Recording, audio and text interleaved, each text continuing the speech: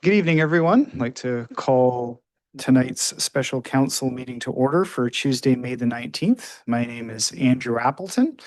Councillor Andrew Appleton, I am chairing tonight's meeting as acting mayor. Mayor Murdoch is joining the meeting and is available online, but for ease of chairing, I'm taking care of the business inside the room tonight. So appreciate everybody's patience with my chairing. I will begin by acknowledging that we are hosting this meeting and holding this meeting on the traditional territory of the Coast and Strait Salish people. In particular, we recognize the Lekwungen-speaking people, the Songhees and Kasepsum, or Esquimalt nations, and they're recognizing their historic connection to these lands and waters. My personal reflection on reconciliation from this past week has been I had the advantage of spending some of the long weekend cycle touring around the peninsula and out to the West Shore and rode through the traditional territory of the 5 Wasanich nations and out as far as Beecher Bay and into those areas of our area, and just was reflecting very much on how fortunate and blessed we are to be sharing this land with so many different First Nations, each with their own histories and traditions that we can benefit from. So I was reflecting on that as I passed over this beautiful area that we get to call home. So thank you very much for that. And with that, I will call for a motion to approve the agenda under item 2.1. So moved and seconded. Any amendments to the agenda? Noting none. All those in favor? Any opposed? None opposed. Thank you very much. This is a special, I will just note for those watching online or in the room, we don't have a huge number of guests at this stage of the game, but I will note that as this is a special council meeting replacing committee of the whole, it does not have an item on the agenda for public input, but I will note that items under section 5 are open to public input, and I will call for public input at that time. This is under item 3.1 is the typical time on the agenda for mayor's remarks, and Mayor Murdoch will make some remarks, and in place of our typical report from council members that would typically happen at committee of the whole, I will ask council members to give a brief update on their activities as well after the mayor. So your worship, if you'd like to proceed, I will hand it over to you. Yeah, thank you very much, Chair. It's I don't have a lot to go through, but just a few things I think it might be of interest to the public. The annual vital signs report came out last week, and it's definitely good reading to get it sort of a sense of the pulse of the community, what are the priorities are, and what are some of the challenges facing our region.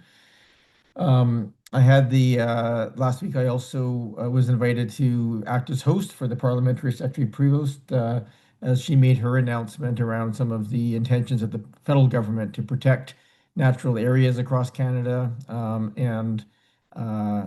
they have a number of initiatives that were announced. And noted that she did choose the Oak Bay as a backdrop for that announcement. I think just the natural beauty here made for an appropriate place. There was nothing specific to Oak Bay in that announcement. But we were also able to take the opportunity to take her and other members of the Ottawa contingent out and through a tour of Uplands Park with Wiley Thomas and Margaret Lidke, and talked about a number of the rare and endangered plants there as well. So that was very well received.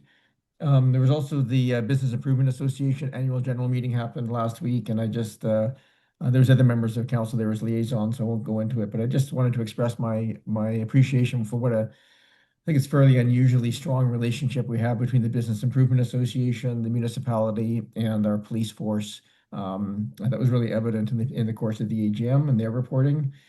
From a CRD perspective, last week there was nothing big on the agenda.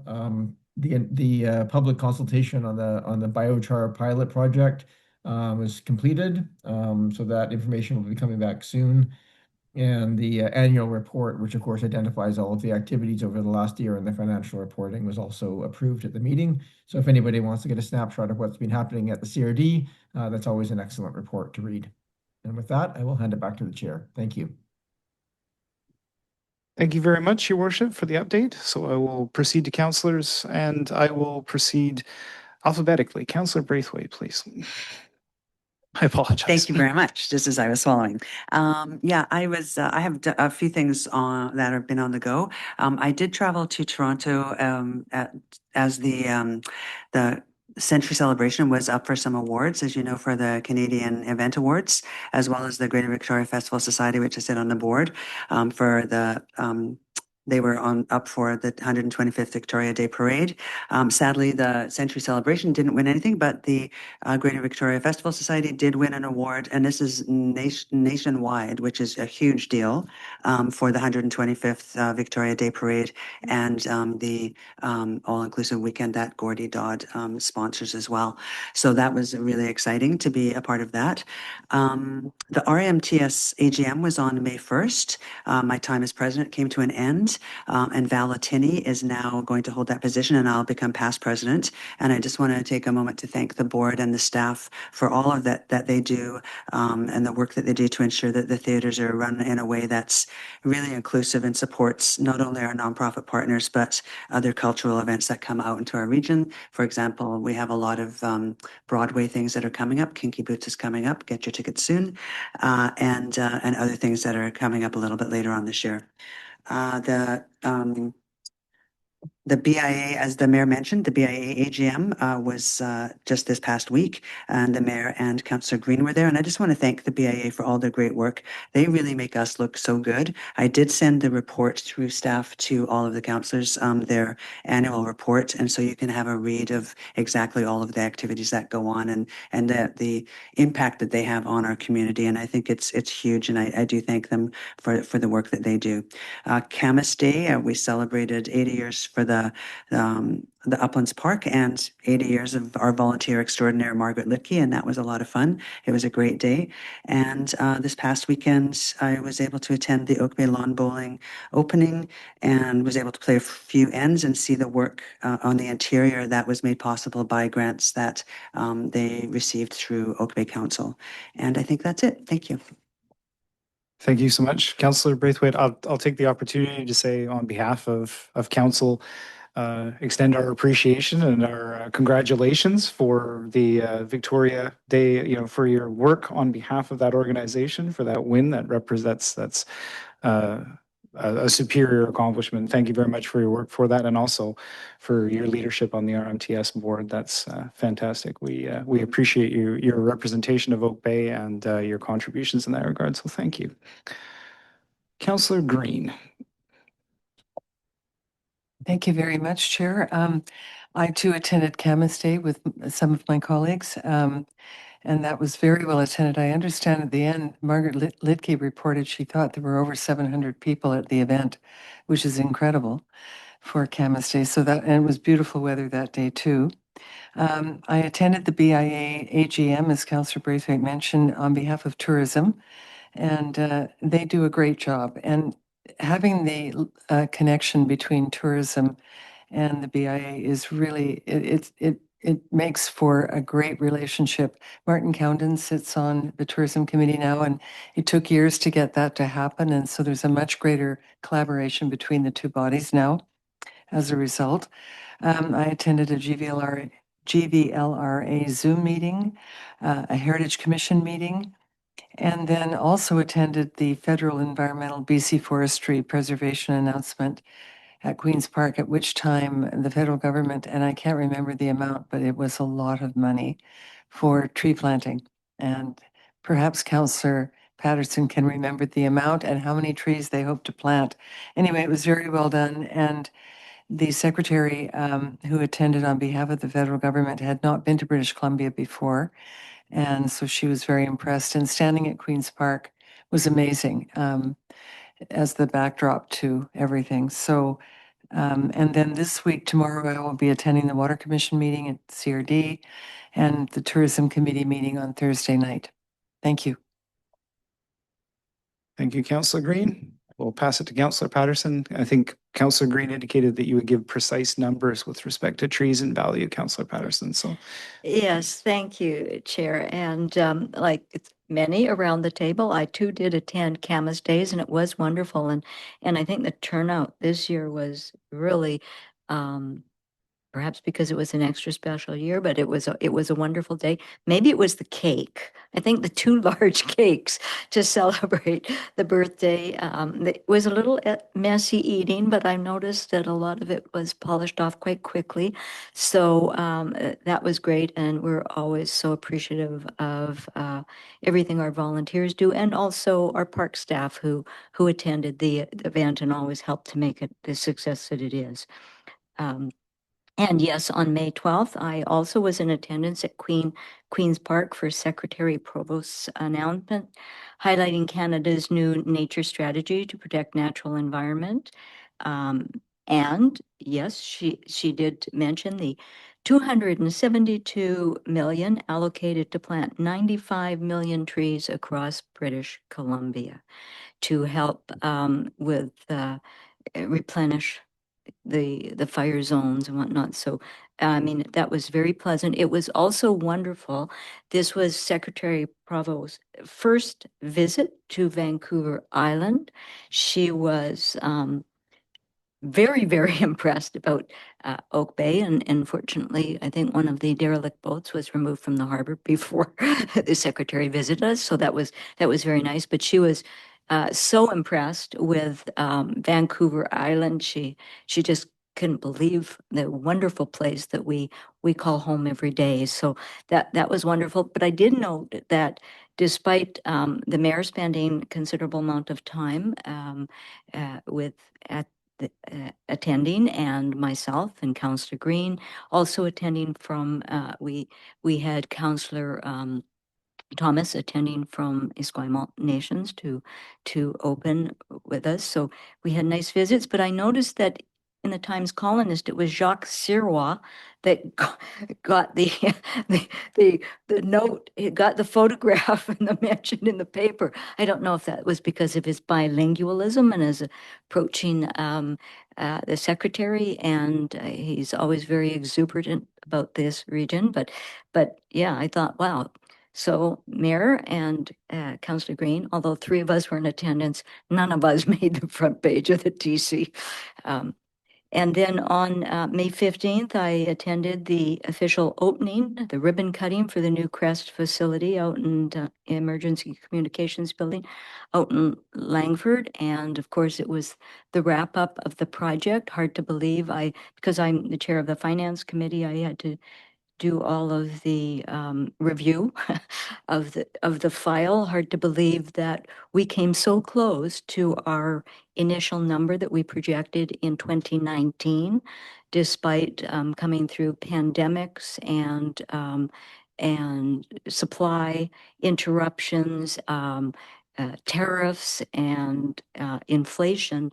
But I will be very pleased. We will be holding our board meeting and our AGM this week. So I will be very pleased to report out both as a representative of the task force and as the chair of the finance committee on the successful completion of not only the building itself, which is quite remarkable, and I think even more than staying on time, staying on budget, was the fact that the CREST staff have the expertise to carry out a project like that, and particularly transfer the switch from the RCMP building out at West Shore over to the new facility without any disruption to emergency communications in the area. And that's no small accomplishment. And I credit them highly, and I value them. I value the working relationship I have with them. And that will conclude my report on my meetings. Thank you. Thank you so much, Councillor Patterson. And again, on behalf of Council, just extend my thanks and congratulations to you for your involvement in the CREST project. I know that's a major milestone, and I know you played a very important role on behalf of the district in developing that building and doing that work. And we're always assiduously keeping Council apprised of what the progress was on that. So on behalf of Council, extend my thank you for that. Councillor Smart. Thank you. This past week, I enjoyed participating in the Capital Bike Commuter Bike Challenge, arriving 6 minutes ahead of Councillor Dave Thompson from City of Victoria, who very admirably supported another great transportation choice, car share, by taking an Evo. I also had some really good conversations about biodiversity at Camas Day. I also recently organized an event at Design Victoria called Grounds for Equity, where we had discussion topics around fostering belonging in our community.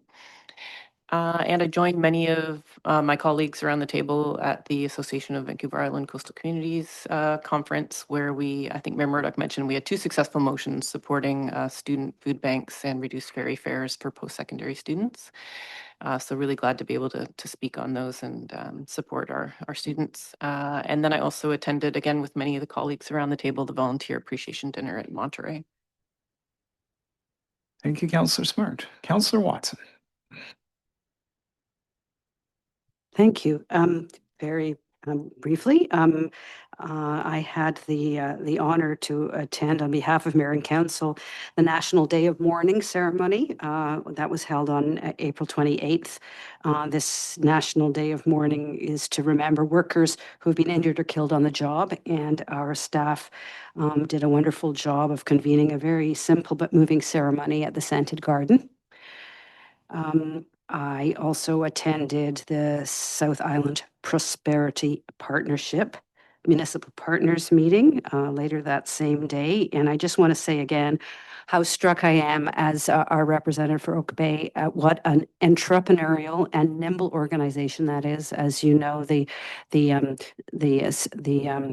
senior staff have been going around to all the councils, including councils who are not actively participating municipal members, just explaining their role in the region and their if that's the right word, catalyzation of economic development opportunities is really profound. They are really the ones driving this in the greater Victoria region, and just hats off to them. And I know they're working extremely hard right now on their mandate. And Councillor Appleton will be attending the annual general meeting in the next couple of weeks on behalf of Oak Bay as the alternate liaison, as I'm unable to attend. Last week, I attended the advisory design panel. It was quite a long discussion about one of the applications. Both applications that were at that meeting will be coming to council on June the 8th. And I want to say she can't fly our own flag, but I would like council to know that our own Councillor Smart received a significant honor from the Royal Architects Institute at the national level, and has become a fellow of the Institute. So hearty congratulations to Councillor Smart. Clearly very honored in her profession and respected for the hard work that she's been doing and landmarks in her career. So that's all I have to say. Thank you very much, Councillor Watson, and congratulations to Councillor Smart. Thank you for that acknowledgement. For my part, I'll be brief. My 2 main appointments are with the Heritage Foundation. The Heritage Foundation has been doing a bunch of very hard work over the past few months, actually completely updating and modernizing their bylaws in a move to sort of modernize the operations of the foundation and reflecting their current role and what they would like to do. I want to take the opportunity to thank staff. A number of our staff have been supporting the foundation in developing the language and aligning the language with how the foundation is intended to work with the district. So I wanted to say thank you very much for that. It represents a major evolution for the foundation and provides a strong basis for where the organization will go and what they hope to accomplish. So I'm very, very grateful to them for that. And then, of course, an ongoing role as trustee with the Greater Victoria Public Library Board. Have just attended sort of the very long, as we do at council, our end of year auditing and wrap up of the financials. Did the same thing with the GVPL, all as you would expect in very, very good order. With respect to activities at the GVPL, I will take this opportunity to acknowledge, as council may already would be aware and as public may be aware, it's been publicly announced that CAO Maureen Sawa, who has come and presented in front of council on a number of different occasions and has been leading the GVPL for over 15 years, is stepping down this year. She, of course, leaves an enormous hole and cannot be, somebody will come in to serve that role, but she cannot be replaced. She is one of the best in the country and in North America at what she does. And I just wanted to take this opportunity in this forum because we will probably not have Ms. Sawa back at council before she steps away. I just wanted to take this opportunity to congratulate her, to thank her for her service with the board, and my appreciation to her, very particularly in supporting me as chair. Also, Mayor Murdoch, as when he served as chair as well. She leaves an extraordinary legacy in her work, and I just wanted to acknowledge that in this forum. Thank you for your indulgence in that part. So thank you. I will move on to section 4 on the agenda, which is meeting matters, excuse me. Item 4.1 is a development permit for 295 King George Terrace. And I will ask Mr. Green to introduce. Thank you. Thank you, Chair. Good evening, members of council. The district has received a development permit for the property located at 295 King George Terrace. The purpose of the application is to allow the development of an accessory dwelling unit on the property that is partially located within the Shorelines development permit area. This is an amended application to the one that was denied by council on March the 2nd of this year. Following the denial by council, the applicant has submitted a new amended application. The proposed accessory dwelling unit has been designed to minimise disturbance within the shoreline DPA, employing a cantilever design to minimise foundation impacts and protect against sea level rise. While the previous application included variances to the zoning bylaw to reduce the required separation between buildings and structures, the size and siting of the proposed ADU has now been amended and the applicant is no longer requesting any variances. The proposed accessory dwelling unit still encroaches into the shorelines DPA to the same extent as the previous application. However, the building's footprint has been reduced to achieve the required separation between the existing concrete stairs and the proposed accessory dwelling unit. The previous application also included a siting variance to reduce the required separation between the proposed ADU and an existing wooden sitting deck on the property. This variance has also been removed and the wooden sitting deck will be required to be removed, relocated or confirmed to not meet the definition of a structure in the district zoning bylaw as a condition of the issuance of the permit. The applicant has also submitted an updated letter from a qualified environmental professional addressing the impacts on the shoreline in relation to the cantilever design of the proposed ADU. Staff are recommending that the development permit application be approved, and the applicant is here online to answer any questions that council may have on their application. Thank you. Thank you very much, Mr. Green. Questions for staff? Councillor Patterson. Yes, thank you, Chair, and through you to either the applicant or staff, I guess. In the report, and certainly by the professional expert in it, it did state that so long as the light and precipitation can continue to reach the area beneath the proposed elevated ADU, that there would be minimal alteration in the existing features. And there was a letter attached to the report that it was talked about, the comfort letter, and it said it did talk about design interventions for rainwater runoff. It's on page 43 of the report, and I'm just wondering if we can confirm if the plan is in fact to introduce those interventions into the actual specifications for the application. Mr. Green.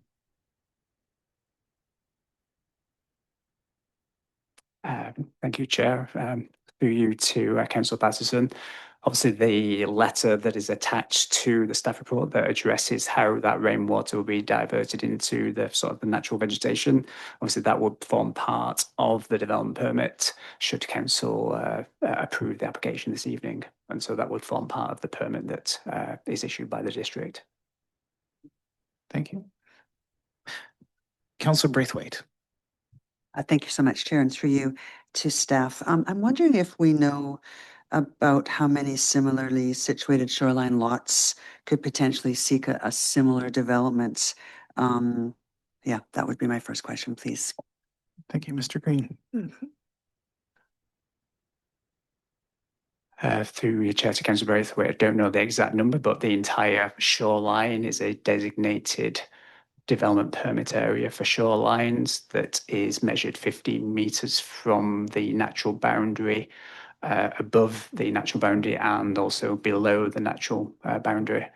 And so, yeah, I wouldn't have the exact number of lots, but yeah, there are, the district has issued in the past, previously issued development permits in the environmental DPA. So, for example, in 2024, the adjacent property at 291 King George Terrace for 3 single-family dwellings also encroached into that environmental DPA. And earlier this year, council also received an approved environmental development permit for 1933 Crescent Road for a new deck and retaining wall within that environmental DPA. Thank you, Mr. Green. Thank Please you, proceed. and through you, Chair. So I'm wondering if we know how much shading will actually occur beneath the structure and how confident the QEP is that the vegetation and hydrology would basically remain substantially unaffected underneath there. Do we have any idea of that from the report? Mr. Green, you can probably answer to the best of your ability, but the proponent may have spoken directly with their QEP and may have additional information in that regard, but I'll leave it to you. Through your chair to Councillor Braithwaite, obviously from staff's perspective, in this case, on an environmental DP, we are very much reliant on the registered professional. In this case, we have a report and a letter submitted by a registered professional biologist, and therefore we are, essentially reviewed that letter and confirm the conclusions of that letter and report. Thank you. Please proceed. Thank you so much, and through you. Yeah, it kind of makes me wonder whether we should be eventually directing staff to whether a formal marine shoreline setback would be added to the zoning bylaw to provide maybe clearer guidance for future applications, because there's so many questions that come up around this. My other question might be, is post-construction environmental monitoring required? And if so, do they have to give a report back to us, or is it up to us as a municipality to kind of follow through on that? Mr. Green. Through your chair to Councillor Braithwaite, we don't have a formal reporting mechanism in place. We don't require a condition assessment to be submitted, 12 or 24 months down the road. Obviously, we always have the ability to enforce that development permit that is registered as a charge on title. And so we do always have the ability, if we think that DP has not been followed, either at time of building permit or post building permit and post occupancy, the ability to enforce that development permit. Thank you, Councillor Braithwaite. Councillor Smart, please. Thank you. Through your chair to staff, my first question was, where some differences are existing right now between the drawings and the report? Does the report supersede the drawings, or do the drawings supersede the report? Mr. Green. Well, both would be attached to the permit, acknowledging that, some of the details may still need to be undertaken at building permit stage in relation to whether those columns are steel or concrete. From staff's perspective, from an environmental DP, we're not, it's not a form and character development permit. This is not understanding the materials being used in terms of the construction. And so at time of building permit, the applicant, if they have a structural engineer involved at the building permit stage, which we haven't necessarily requested any structural drawings for an environmental DP, therefore there could be some changes, and there is some flexibility within that permit to change the columns or change the form and character of the design, given that those aren't being controlled through this permit. Thank you. My other question through you, Chair, to staff is just with regards to the site plan. I would anticipate that the 1.5 meter rear setback would be from the rear legal property line and not the natural boundary that's shown on the applicant's site plan. We don't currently appear to have a site plan that shows the angular rear property line and its relevant 1.5 meter setback. And when I look at the district map, it almost makes it, on the aerial, it makes it look like that line is quite close to the bedrock outcropping, but I know that that is not an accurate map entirely. So I guess what I was wondering to know is, does staff actually have the distance from the actual 1.5 meter setback from that legal rear property line, so that we know what the distance is from the ADU to that setback? Mr. Green. You through the chair to Councillor Smart. Obviously, there was in our zoning bylaw, we have a 1.5 meter rear setback to the property line. However, from an environmental development perspective, what's more of concern is how much from, is the property located within, first of all, within that 50-meter setback, and that 50-meter setback is measured not from the property line, but it's measured from the natural boundary which is registered on title. And so we know from the survey plan that was submitted that they are well beyond that 1.5 meters. And so that's almost irrelevant in this case. What we're more concerned about is what is the distance from the natural boundary to confirm that they are within that environmental DPA, and to understand almost how significant of an encroachment within that environmental DPA. Please proceed, Councillor. Through you, Chair, just a follow up. So it obviously maybe is, as you say, not to the purview of our environmental discussion right now, but I guess I just looking at the siting of that ADU, I guess as someone reviewing this item, I guess I wanted the confidence that the building location is located actually within the setbacks. And so I guess I'm hearing that staff is confident about that. Please go ahead, Mr. Green. Yeah, through you, Chair, we are staff are confident that they are beyond that 1.5 meter rear setback for an ADU. And the survey plan, whilst it doesn't say the property line, the present natural boundary as per plan 102R will be the same as the property line. Please proceed, Councillor Smith. Yeah, thank you. Through you, Chair, and not to get too much into the weeds, but the property line is clearly shown as rectangular, but the natural boundary is curved, and so they're two very different things. But hearing that staff is still confident about the building setback. Thank you. Thank you, Councillor Smart. Any other questions for staff? Seeing none, I do not have any questions at this time. Then I would seek a motion from this table. The staff recommendation is to approve the DP as presented. So I'm happy to move that council approve the development permit DP 000068 for the property located at 295 King George Terrace. thank you very much. And I will second that for discussion Moved and purposes. Thank you. seconded. Motion is on the floor. Discussion. Councillor Green. Thank you. I'll take the first plunge. This is a difficult one, and I have certainly struggled with it because I see it from three vantage points, and it's all about managing risk.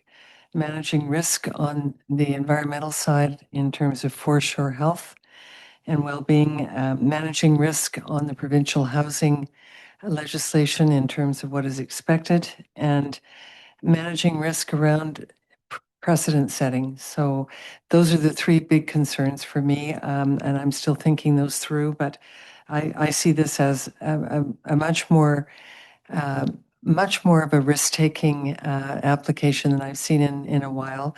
And I am concerned that if this sets a precedent, we will face other issues down the road on foreshore development. So those are my concerns at the moment, but I'm anxious to hear from my colleagues. Thank you.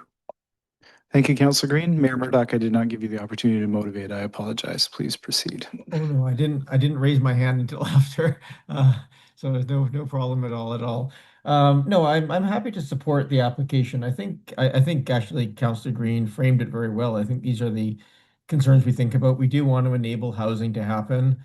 We do want to make sure that we've allocated, we expanded the width of the DPA a number of years ago just so that we could contemplate the entirety of the environmental area as we looked at potential development, and the ask was really not to degrade the environment, and hence the environmental review by professionals process. Every lot is very different, and that's the reason for for that review. This is a fairly unique, it is a very unique lot. It's very steep. It's very bare rock. There's almost no native plants on there. There is some invasive plants on there, but it's very much a very cliff-like environment. And I think what the effort's gone to make sure that that sort of rock interface is maintained and taken care of. It's not untouched, but that's not the ask of the DPA in my mind. The ask is, if we're allowing development in that area, is it maintaining or improving the environment? And I have a hard time looking at this and thinking it doesn't, given the benefit of having additional housing in a sub 1,000 square foot ADU is a real benefit to the community in my mind. I do think that the very minor impact on the environment in this particular location, in this particular space, is reasonable. So I'll leave it there. Thank you, Chair. Thank you, Mayor Murdoch. I have Councillor Braithwaite next. And Smart. Thanks very much, Chair. And thanks also to Councillor Green for her comments as well. If I do support this moving forward, I just want it clearly understood that it's because I believe the application before us has been substantially revised, and because of the planning rationale and policy considerations outlined by staff, it leans itself towards support. But what I would say is that while applicants are certainly entitled to legal representation and advocacy, council decisions should be grounded in good planning and fairness, not on perceived pressure arising from legal correspondence that we receive. And again, I believe that if we want stronger shoreline protection and to see changes, then we should add a more formal marine shoreline setback, and it should be added to the zoning bylaw to provide us clearer guidance for future applications. And I think that's the direction that we should go after this. Thank you. Thank you, Councillor Braithwaite. Councillor Smart. Yeah, thank you. I do echo a lot of what Councillor Braithwaite just shared. I will be supporting the application because I do feel like it currently meets our shoreline development permit guidelines. But I do think that's a further conversation that council should really have. But I would like to propose an amendment. And the amendment would be that the drawings be revised to state no additional fill under ADU, natural grade preserved throughout. Amendment moved and seconded. I guess I will just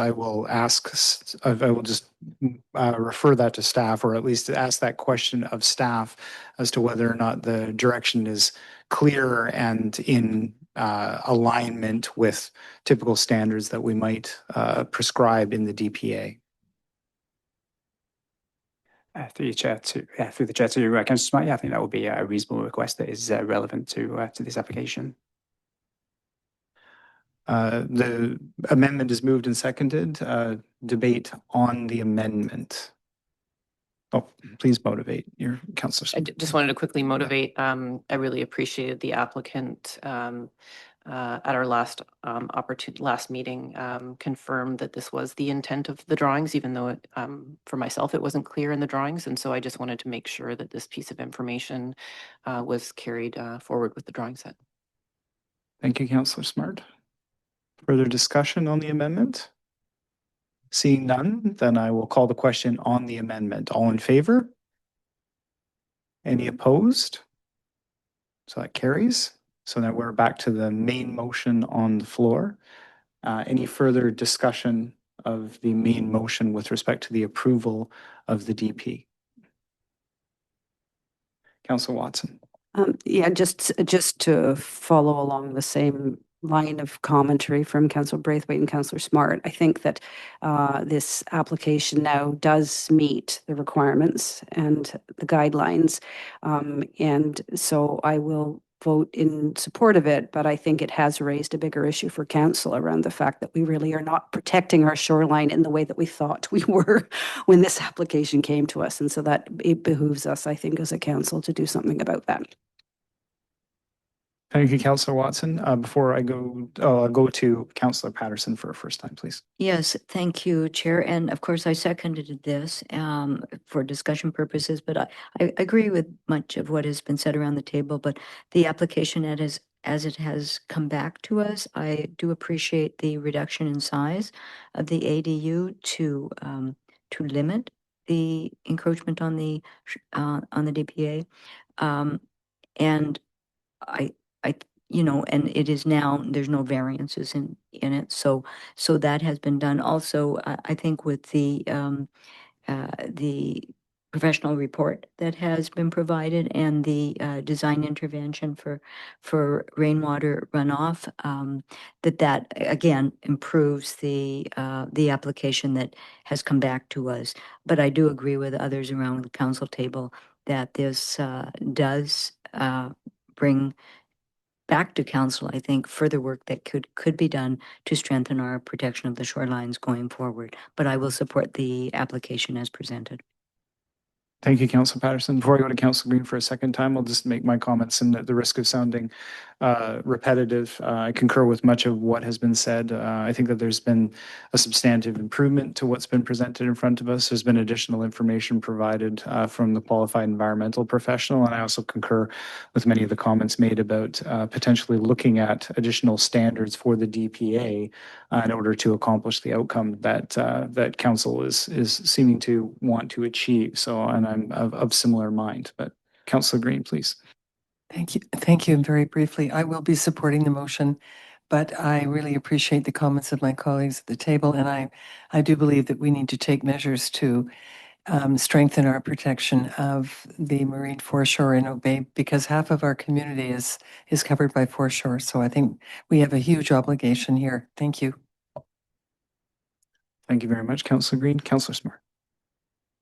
Thank you. If possible, through you, Chair, I just wanted to potentially ask a question through you to staff just to clarify, because my understanding is that this application does encroach into the DPA to the same extent as the previous application. So I just want to make sure that all of council has the correct information. If it's possible for staff to clarify the encroachment and size of this footprint versus the previous, I think it would be great if council was just aware. Thank you.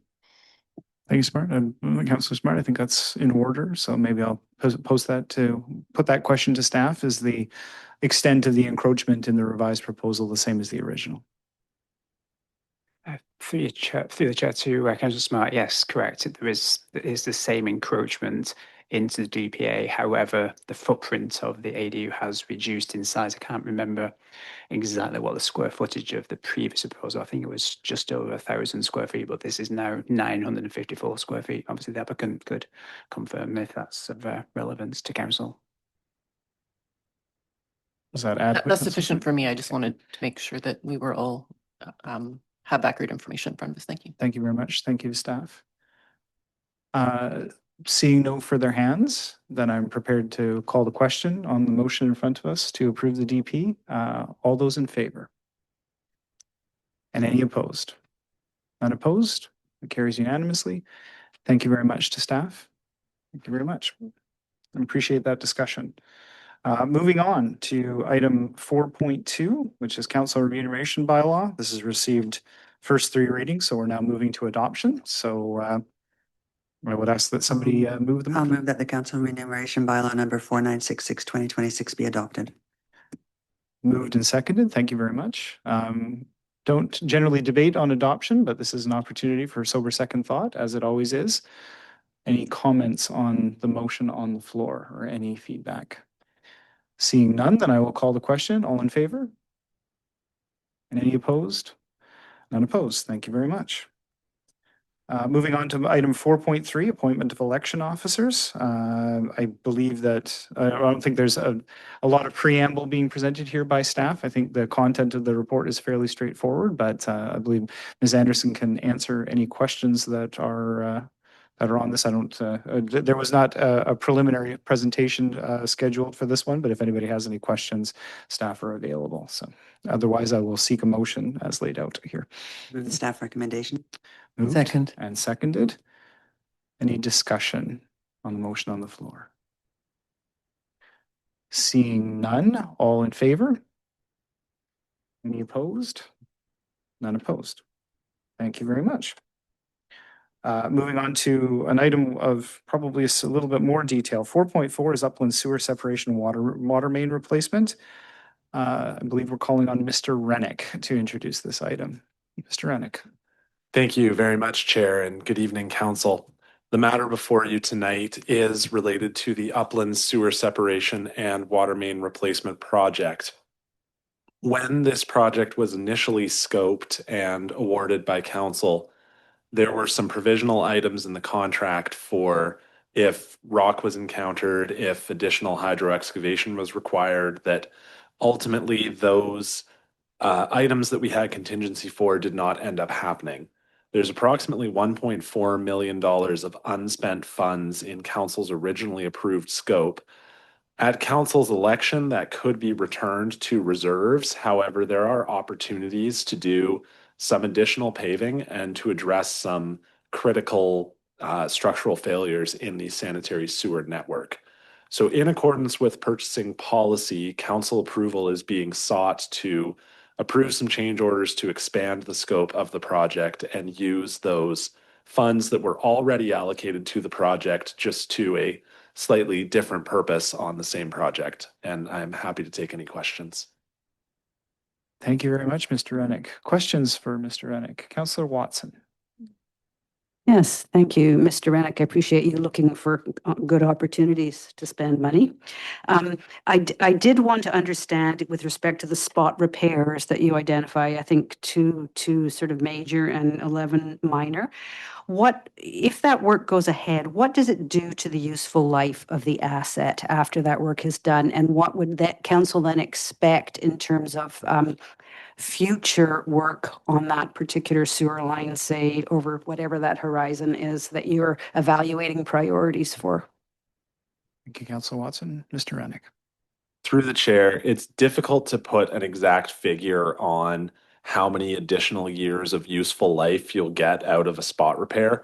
Ultimately, what we try to do with the sanitary sewer assets whenever possible is camera inspect them and find where they have defects, and essentially, if we can, address them through spot repairs as opposed to doing a full conventional dig. It generally is a better use of our money. Really, what would be a prudent practice would be to do regular camera inspection, every 10 years, every 15 years, for example, to identify these high priority defects and fix them. So as I say, I can't put an exact, this will buy you another 10 years, another 15 years, but it's a prudent intervention to prevent the risk of backups or failures from these specific locations. Thank you, Mr. Rennick. Yeah, thank you. I have a couple more questions. Just continuing on that particular issue, for the new infrastructure that's gone in under McNeil, which includes some sewer line, does it not, for a segment of it? Have I got that right? What do you expect for that? I know this is an old line that you're doing repairs to. What do you expect in terms of useful life for a newly installed line in 2026? Mr. Rennick.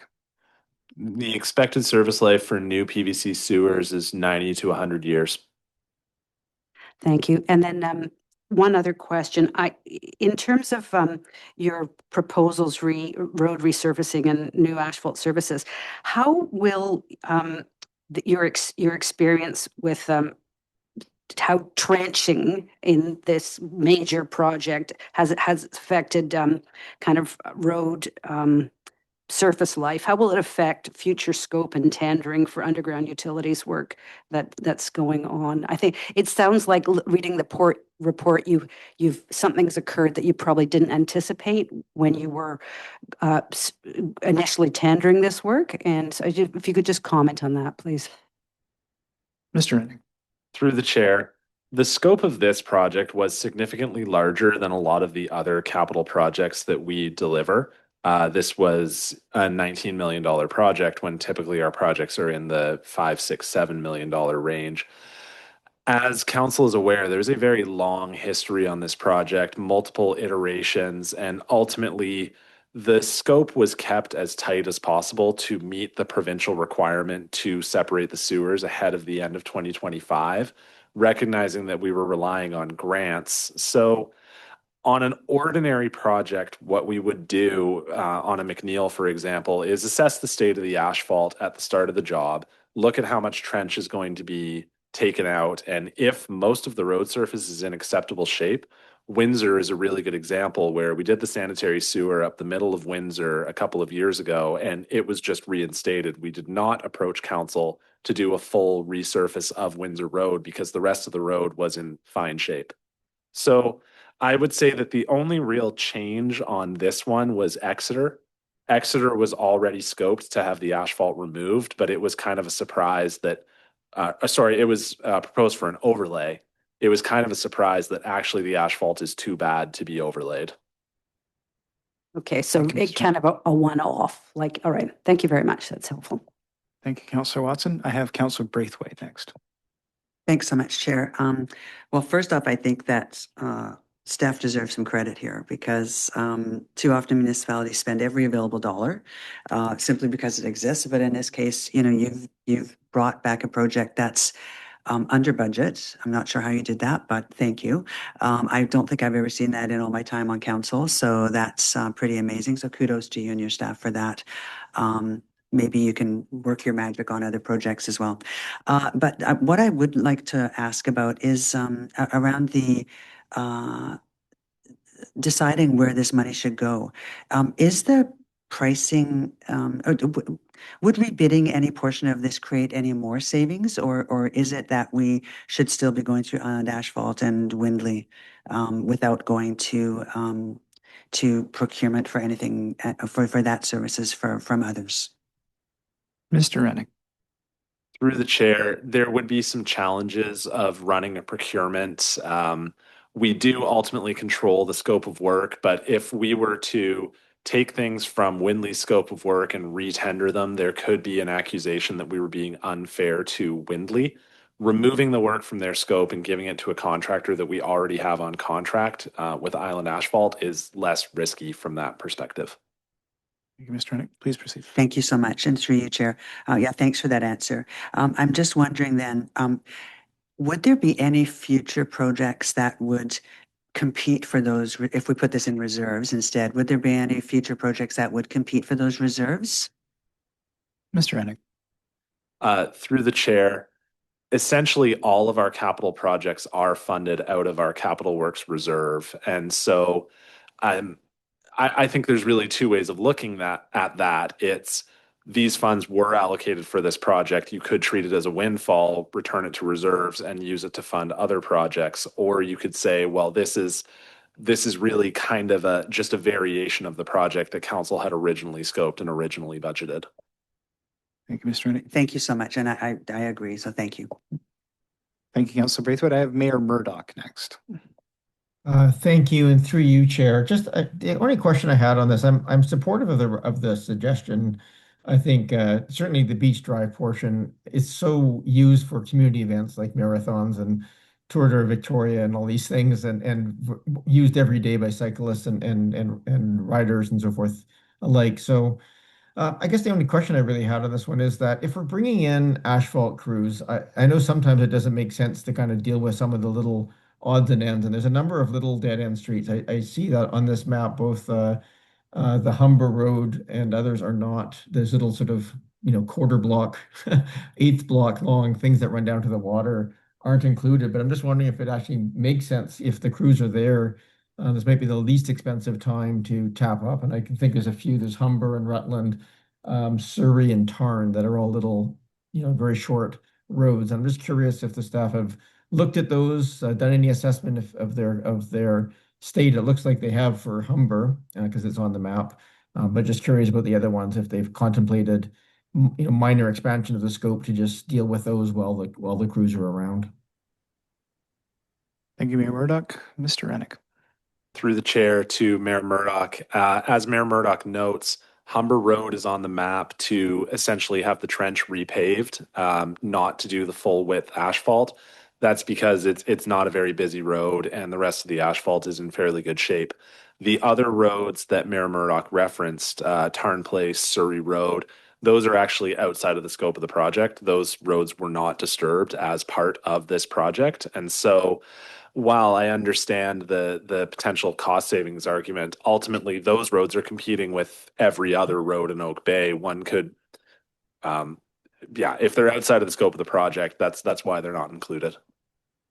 Thank you for that Mr. answer, Mr. Rennick, and back to you, Chair. Oh, thank you, Mayor Murdoch. Further questions for Mr. Rennick at this time? Then I would seek a motion from this table. Do you want, Chair, would you like each recommendation individually or altogether? I think probably just for accuracy, we should probably move them separately, Councillor Braithwaite. I'll move recommendation number 1. I'm assuming you don't want it read out. No, that's just to approve the modification of the scope of work. Seconded. Any Councillor Green? Oh, never mind.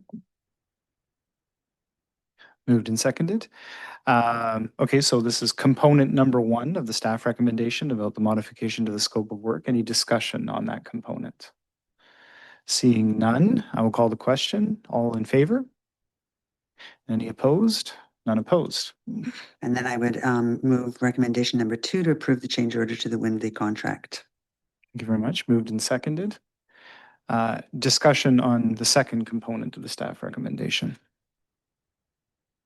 Seeing none, I will call the question. All in favor? And any opposed? None opposed. And then lastly, I would remove the third recommendation to authorize the Chief Administrative Officer to execute the change order on behalf of the district. Moved and seconded. Discussion. Seeing none, I will call the question. All those in favor? Any opposed? None opposed. Mayor Murdoch, I see your hand. Is that is that a statement? Did I miss you? Now that it's been passed, I'm just hoping you could, I could through you, Chair, ask a question of staff about timelines for anticipated for completion. I think that's in order. Mr. Rennick, can you speak to timelines now that this is moving forward? Thank you. Through the chair to Mayor Murdoch, the work is proceeding. We will be executing the change order right away, and we are working with Windley on acceleration and on getting updated schedules. And as soon as we have something a little bit more concrete, we will share that out both through council and to the public through the project website. Thank you. Thank you very much, Mr. Rennick. And before we leave this item, I would also take the opportunity, as Councillor Braithwaite has referred to, this is a project of exceptional size and complexity. And so I think it behooves us to, mention once more for the public what an achievement it is to have reached this point. Just the scope of project as it was contemplated some 7 or 8 years plus ago was extensive, and to arrive at this point with essentially money left over is an exceptional accomplishment on behalf of the staff team. So I just wanted to say thank you again for that. Moving on to item 4.5 is accessibility plan implementation strategy. This is with Ms. Anderson. Yes, thank you, Chair. Good evening, members of council. The report before you introduces the Accessibility Plan Implementation Strategy. The strategy was developed from the Accessibility Plan, which was adopted by Council in 2025. The Accessibility Plan identified 16 barriers across the organization, and following adoption of the plan, staff were directed to develop an implementation strategy to address the barriers. To develop the strategy, a consultant was retained to support a structured review process. The work included research into best practices and interviews with all district department heads. The developed strategy translated the 16 barriers identified in the plan into 28 implementation actions and provides a practical approach for embedding accessibility into the district's ongoing practices. The strategy is intended to do 3 things. First, it shows how the district is currently making meaningful progress and what actions are being advanced through existing work plans and budgets. Second, it identifies actions which would require future council consideration for resourcing. And thirdly, it provides an accountability measure which ensures that council, the Accessibility Advisory Committee, and the public are provided annual updates on disability and accessibility actions. Following council's receipt of the report this evening, staff will provide the strategy and the proposed accessibility lens to the Accessibility Advisory Committee for feedback as part of the next phase of implementation. We are here to receive feedback and answer any questions, and our consultant, Ms. Winter, has joined us online this evening. Thank you very much, Ms. Anderson. And as noted, Ms. Winter is online. Thank you for joining us and taking the time. Do we have questions for staff? Can I have Councillor Green and Councillor Patterson? Thank you. And through you, thank you very much for the report. And I'm very pleased to see it as well. And I just had a minor question. That was on page 3. It mentions installing a hearing loop in council chambers to improve accessibility for residents with hearing disabilities. This is quite a critical issue, and I'm really pleased to see that. And I was just wondering, has that been done, or is there a timeline in mind? Thank you. Ms. Anderson. Yes, thank you, through the chair. It is active right now. There is a hearing loop. If someone was to come in, they could connect with it. Thank you. That's great news. Ask and you shall receive, Councillor Green. Anything further? Councillor Patterson, please. Yes, thank you, Chair, and through you to staff. Thank you so much for the report. It is nice to see momentum building on this, coming from a province where I think they adopted this in 2003, 2004. So it's nice to see catching up now. But I do have a question around the initiatives for future consideration for 2029 and 2030. And I guess that is on page 4 of 52. And I'm just wondering what the rationale is for not considering public parking and bus stop review with the active transportation program that is already underway, really. So, and because particularly transit stops are being affected by active transportation routes throughout the whole region, and are more being addressed as an afterthought as we are postponing a decision on this too. So I'm wondering if staff could just present the rationale for how those decisions are made. Thank you, Councillor Patterson. Ms. Anderson, that may be a question for you or maybe the consultant. So, Yeah. Yes, thank you. Through you, Chair. We are fortunate that Mr. Rennick, Director Rennick, is in attendance tonight. So if he had anything to build on that question. Mr. Rennick, please. Thank you. Through the chair. As it is noted in the report, an accessible parking and bus stop review would be a fairly significant undertaking as it was initially scoped, would require an inventory of all accessible parking spaces, both in municipal lots and on street locations. And the review of bus stop amenities would really involve consultation with BC Transit as well as coordination with regional partners. And so when we were reviewing this plan, just based on the scope of the work and the other items that are in the work plan, we felt that was one that that needed to be deferred. Thank you, Mr. Rennick. Follow-up question, Councillor Yeah, Patterson? I guess as a follow-up to that then, if we are delaying the review of this until that point in time, when some of the active transportation routes could already have been implemented or planned, it seems short-sighted to me to not consider these things along with the planning for any routes that are being considered, so that we're not progressing to a point where we will be limited or prevented in the future from addressing the situation in a way that both from a funding and a practicality and safety standpoint are managed effectively with active transportation. So I wouldn't want it to prevent us in the future or cause problems or have to backtrack on some of the active transportation that is planned for the community if we have to go back and modify at a later date. particularly some of the transit stops. And I say this because I'm experiencing it throughout so much of the region. And so I do find that disappointing. Thank you. Thank you, Councillor Patterson. Not sure there's, well, if staff wishes to respond, please go ahead, Mr. Rennick. Through the chair, deferring a comprehensive review does not preclude doing specific targeted reviews for those pieces of infrastructure that would be affected by a particular route. There were challenges in some implementations in the past. For instance, the floating bus islands on Pandora in City of Victoria, that's no longer considered best practice. And so certainly we would be able to undertake, as I said, we would be able to undertake review of how specific projects affected specific transit stops without necessarily having to undertake the comprehensive review. Thank you very much, Mr. Rennick. I have Councillor Braithwaite and Smart. Thanks so much, Chair, and through you.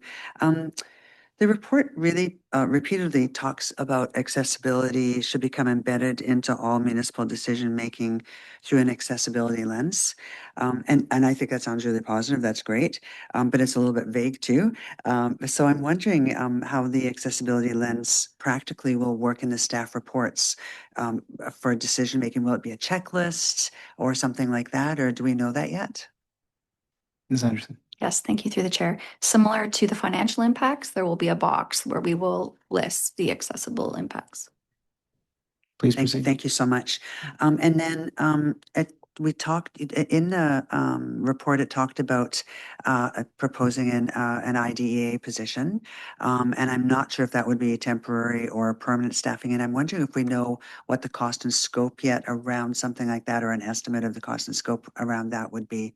If not, I totally understand. It's just out of curiosity. Ms. Hunt, I'll give you the answer to the best of your ability. Yes, we don't have the actual cost and scope of that yet, but originally staff were looking at hiring a consultant to do a variety of this work, and I think that looking at whether a temporary staff position for a couple of years may be able to come in and do that instead of a consultant or a variety of consultants, there may be some benefits to that approach, and in advance of the budget process, we would be approaching council with those options. Thank you. Please proceed. Thank you so much, Chair. And I guess that's the same because the report also talks about how many future items are low, medium, or high cost, but without detailed estimates yet, obviously. But do we know perhaps when we might receive some of the more detailed estimates around this, or do we have to wait until we're further down the road? Ms. Hunt.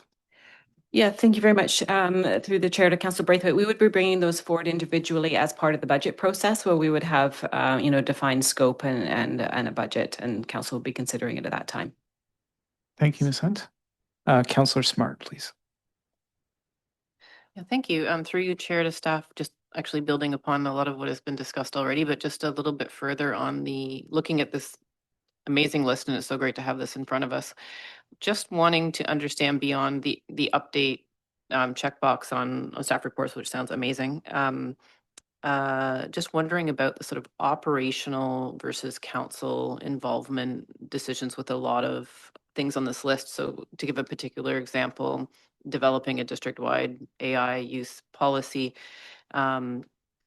it looks like that's being considered operational. And I'm wondering, is today a day you would want feedback on anything in this report that council wanted to be more involved with, or is the assumption really at this point that this is all operational and that it will be just communicated out to the public? Thank you. Ms. Anderson or Ms. Hunt. Thank you through the chair to Councillor Smart. Certainly looking for any feedback that council has. I think my question to you is whether or not you're referring to items that we've already sort of deemed as underway and operational, or future items, but certainly would like to hear your thoughts around any of the items that are on the list. Go ahead, Councillor Smart. Thank you. And are we doing questions and comments at the same time right now, Chair? I guess if it's relevant to your point that you're pursuing here, Councillor Smart, you could make a comment for sure. Thank you. I would just add a comment then that I think quite a few councillors around this table attended some informative sessions on the use of AI at a recent conference. And I do think there's a lot of interest at this table and being a part of the conversation about how that is used. My other question was just with regards to bus stop accessibility. And my question, just to expand upon what's been discussed already. I understand BC Transit actually does have quite a comprehensive program where they even list at the bottom of each bus stop sign whether or not it's deemed accessible or not.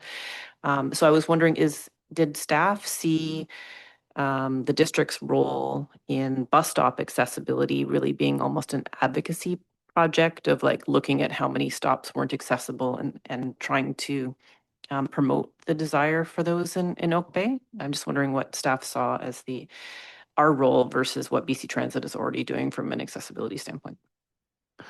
Thank you, Councillor. I'm not sure where best to direct that. We'll start with Mr. Rennick. Thank you, Mr. Rennick. Thank you, Chair. Accessibility of bus stops is really a partnership between the district and BC Transit. We are a recipient of their shelter program, where when we are replacing the shelters, it's done through cost sharing between BC Transit and the district. There's a lot that goes into making a transit stop accessible, and some of that work does fall on the municipality. And it can be things like, is the sidewalk that people need to take to get to the bus shelter smooth and barrier free? We deal with challenges around the geometry for buses approaching the bus stop outside of PharmaSave as to whether or not they can safely deploy the ramp. So I would say that there's more than just an advocacy piece there. There is work for staff there as well. Thank you, Mr. Rennick. Councillor Watson. Thank you. I have a question. I think first for maybe Ms. Hunt, and then one for Mr. Rennick, actually.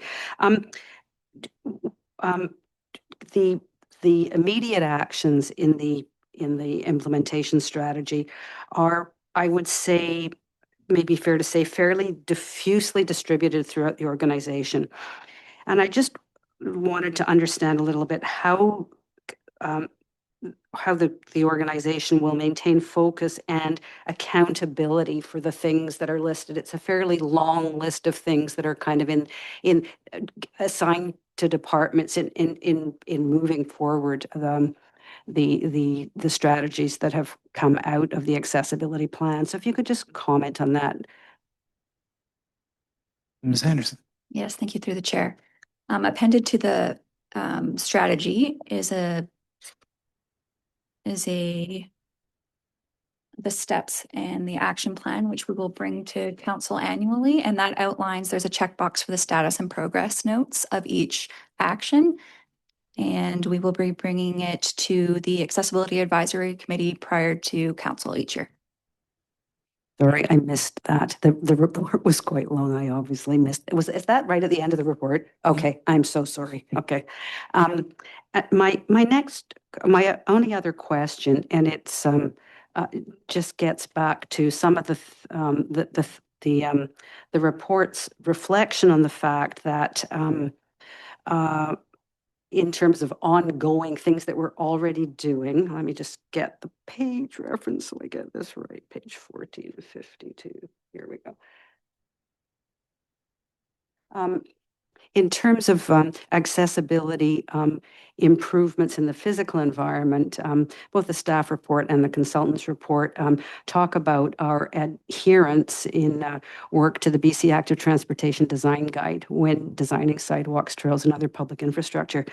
And I just wanted to ask Mr. Rennick, within the last few months, Council actually changed our direction in that regard because we adopted a motion that the previously requested constraints of a default design standard be removed when developing defined detailed plans for the active transportation network.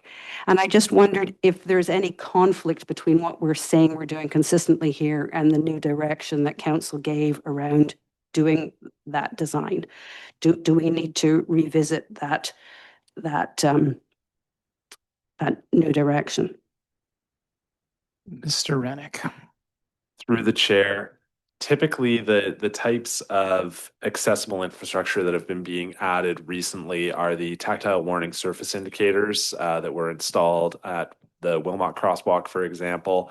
It's things like audibles on the traffic signals. So I don't see those as being in conflict with council's motion regarding all ages and abilities cycling infrastructure. Thank you. I just wanted to check about that. Thank you, Councillor Watson. Any further questions for staff? Councillor Patterson. Yes, thank you, Chair, and through you too. I guess this is really about website development and accessibility. And so I'm wondering if staff can just confirm what we will be using for accessibility checkers on color contrast and in the either documents on the website or through hard copies. Ms. Anderson. Thank you, through the chair. The website is managed through our Strategic Initiatives Department, so I don't have that information on hand, but I can certainly get it for you.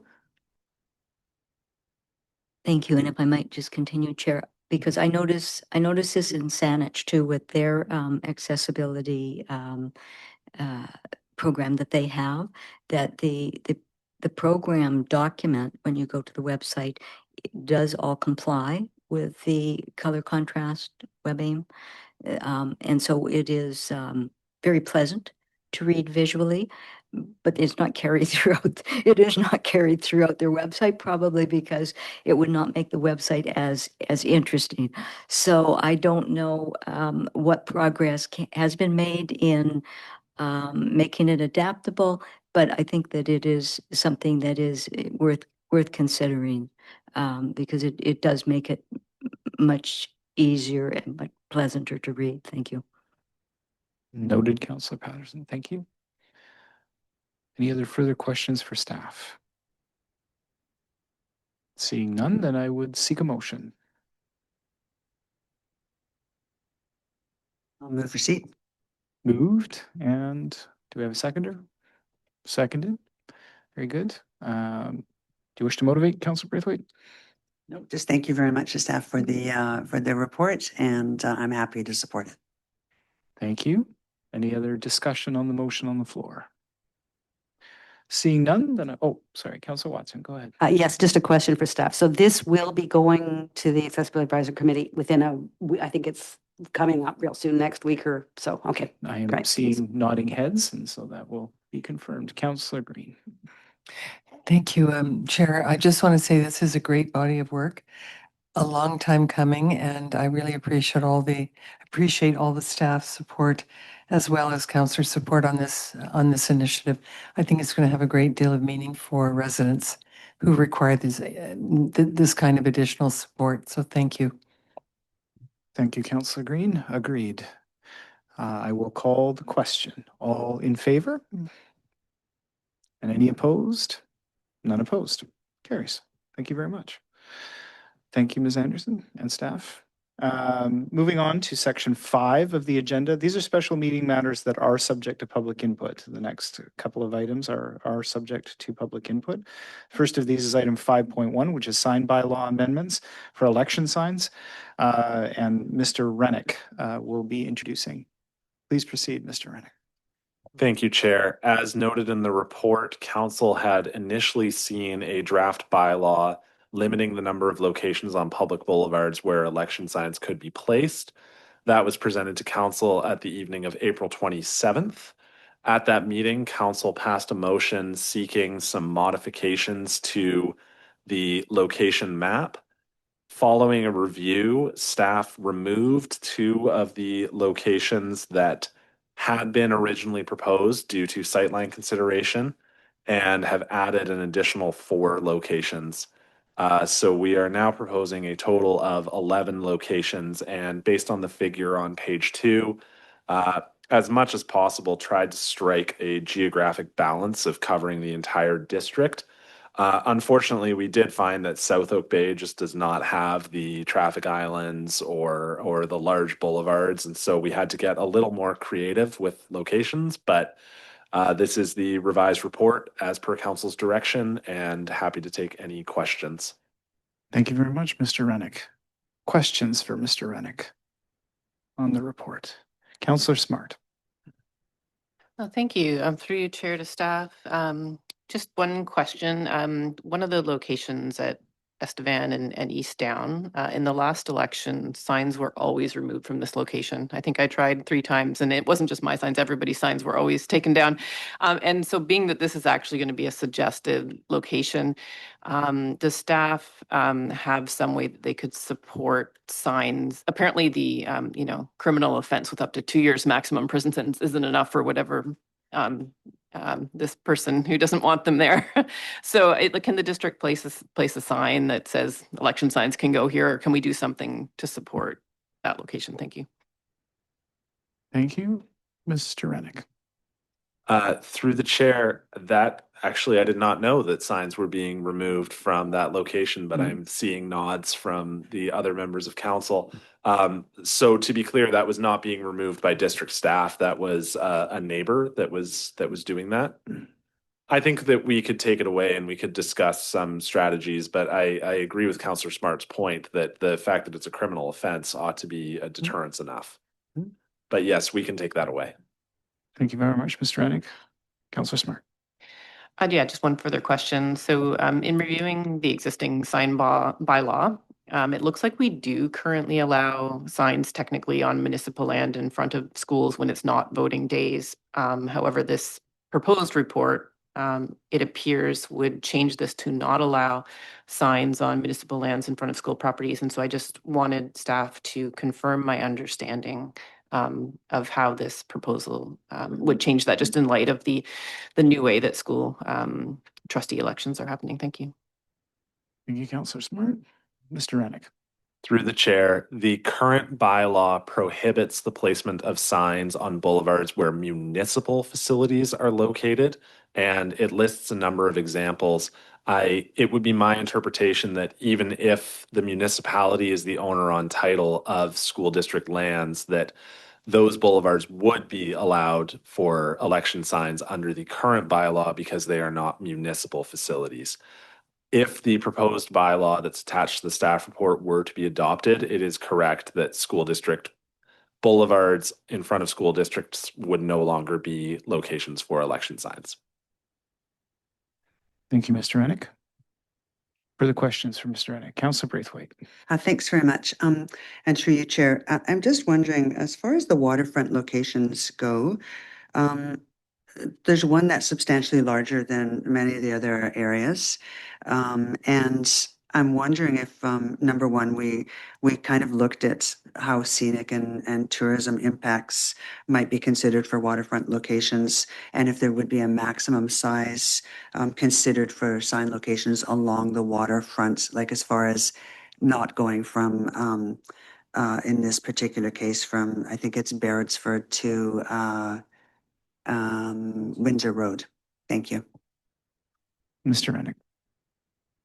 Through the chair, we did put in the draft bylaw that, did we actually put that in there? Yes, thank you. We did put in the draft bylaw that there would be 2 signs per candidate per location. Ultimately, it's difficult to predict how many candidates we might have in a given election. The concern was that if you constrain it to a very small area, are you now having conflicts where people are putting their signs on top of each other? I'm sensitive to the concerns that was raised in the correspondence that it would create a billboard effect. But ultimately, if you have 6 candidates, 2 signs each, 12 signs across that entire region, I don't think is going to create a significant amount of clutter. Please proceed, Councillor. I think perhaps in that location, the bigger thing would be when there's a windstorm, all of those signs are going to end up in the water probably, because a lot of them are not, they're not really tied down so that they can't not blow away. And so I think that for me would be a bigger concern rather than the number of signs along there. It would be how easily they would get blown into the ocean and become an environmental concern. No, okay. I was looking for the question in there, but that's okay. Any other questions for staff? Councillor Watson, please. I'm not sure if it's a question and I don't actually know who to direct it to, but I just noted that in the bylaw, we've drafted a 4-foot height limit from natural grade for these election signs. But in our home-based business consultation, we're actually suggesting 4.5 feet as the height limit for signs on private property, or I guess they'd be in the public boulevard for home-based businesses.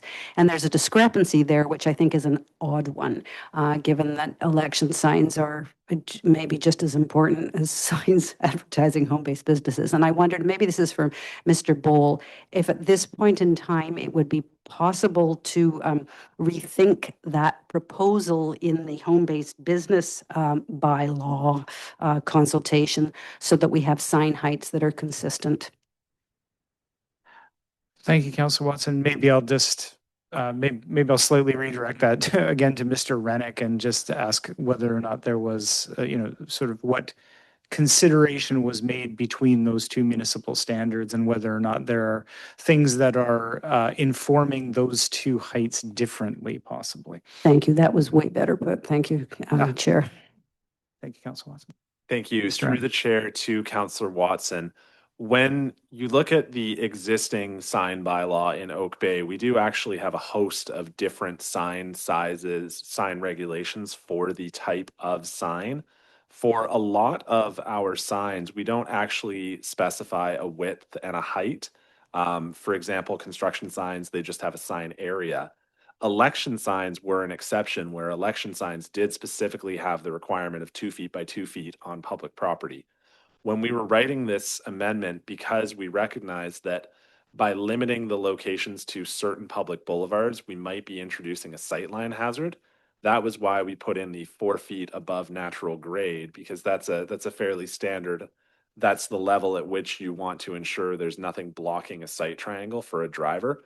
I don't see that as being in conflict with the home-based business signs, which are likely to be on a lawn, and they're really only impacting a view of the house as opposed to potentially being at an intersection. Thank you. That's helpful. Thank you, Councillor Watson. Further questions for staff? Do not see other questions arising. This is an item which is open for public input. So if there is anyone in the room or online that wishes to comment on this item, you are more than welcome to do so. I see somebody coming forward. So as always with comments to council, please state your name and your municipality of residence, and you please proceed. Hello, thank you. My name is Anton Brackage. I'm a resident of Oak Bay.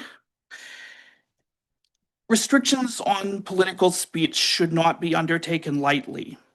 I still have not seen demonstrated a pressing need for this proposed amendment. I certainly do not think such a restriction should be made on purely scenic concerns.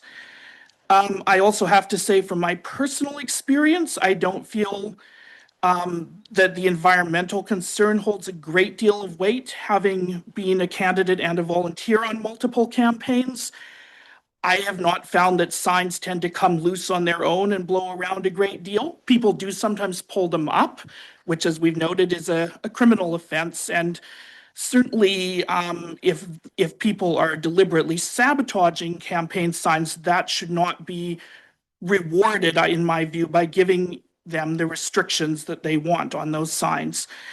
The arguments presented appear contradictory. There's little public demand for this change from what I've seen. In correspondence in the report, there's no evidence of significant safety issues caused by the status quo. And the report to council indicates that there is not expected to be a workplace or financial impact to the change. So everything else aside, is this really a good use of council or staff's time? I also note two of the previously proposed locations have now been removed as unsafe from the new map. I'm curious as to why this supposed hazard was missed before. And above all, I think I'm concerned about the appearance it creates of council potentially tipping the scales in an election in terms of where signs are located, how that benefits certain candidates. I was concerned to see a member of the public suggesting correspondence that one of the locations proposed appeared to favor a specific councillor. I'm not saying that's correct, but even that suspicion is damaging to the democratic process and to the public trust in it, and I see no benefit clearly to the proposed change that balances out that harm. A final note, we've heard a lot of talk about how this change would affect local elections, but I'm very curious as to how it would affect provincial and federal elections and campaign signs there as well. Regardless, while the new version of the proposed amendment appears to be an improvement insofar as it is less restrictive and more geographically balanced, I think that it was a mistake for council to go down this road in the first place, and continuing would be doubling down on that mistake. Thank you. Thank you very much, Mr. Brackage. Hands online or anybody else in the room for public feedback, so I will bring it back to this table. Councillor Braithwaite, please. Yeah, just a quick question that had come up from the comments just made, and it's to staff. I'm pretty sure that any rules that we change for municipal election signs do not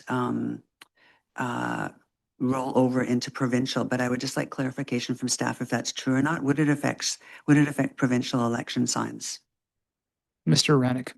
Through the chair, yes, it absolutely would, provincial and federal elections. That's helpful because that's sometimes where we see more of a proliferation of signs. So that's great. Thank you. Thank you. Councillor Green. Thank you very much. I appreciate the correspondence and the comments tonight. I just did a quick scan myself today of the province and those communities who do have signage policy. And it's the City of Victoria, North Cowichan, Richmond, Surrey, Coquitlam, Nanaimo. Nanaimo also has size requirements on public space, and Cranbrook is looking at signage policy ahead of the 2026 election. So I want to make the point that this is not something unique or unusual to obey, that it is being practiced in other parts of the province. So that was my point, that I was curious myself. Thank you. Thank you, Councillor Green. I appreciate those comments. At this stage, seeing no other feedback, then I would seek a motion from council. Councillor Patterson. Yes, thank you, Chair. I'll move that sign bylaw number 3946, 1997, amendment bylaw number 4962, 2026 be read a first and second time. So moved. Do I have a seconder? Great, I'll second for discussion. Seconded for discussion. Councillor Patterson, did you wish to motivate?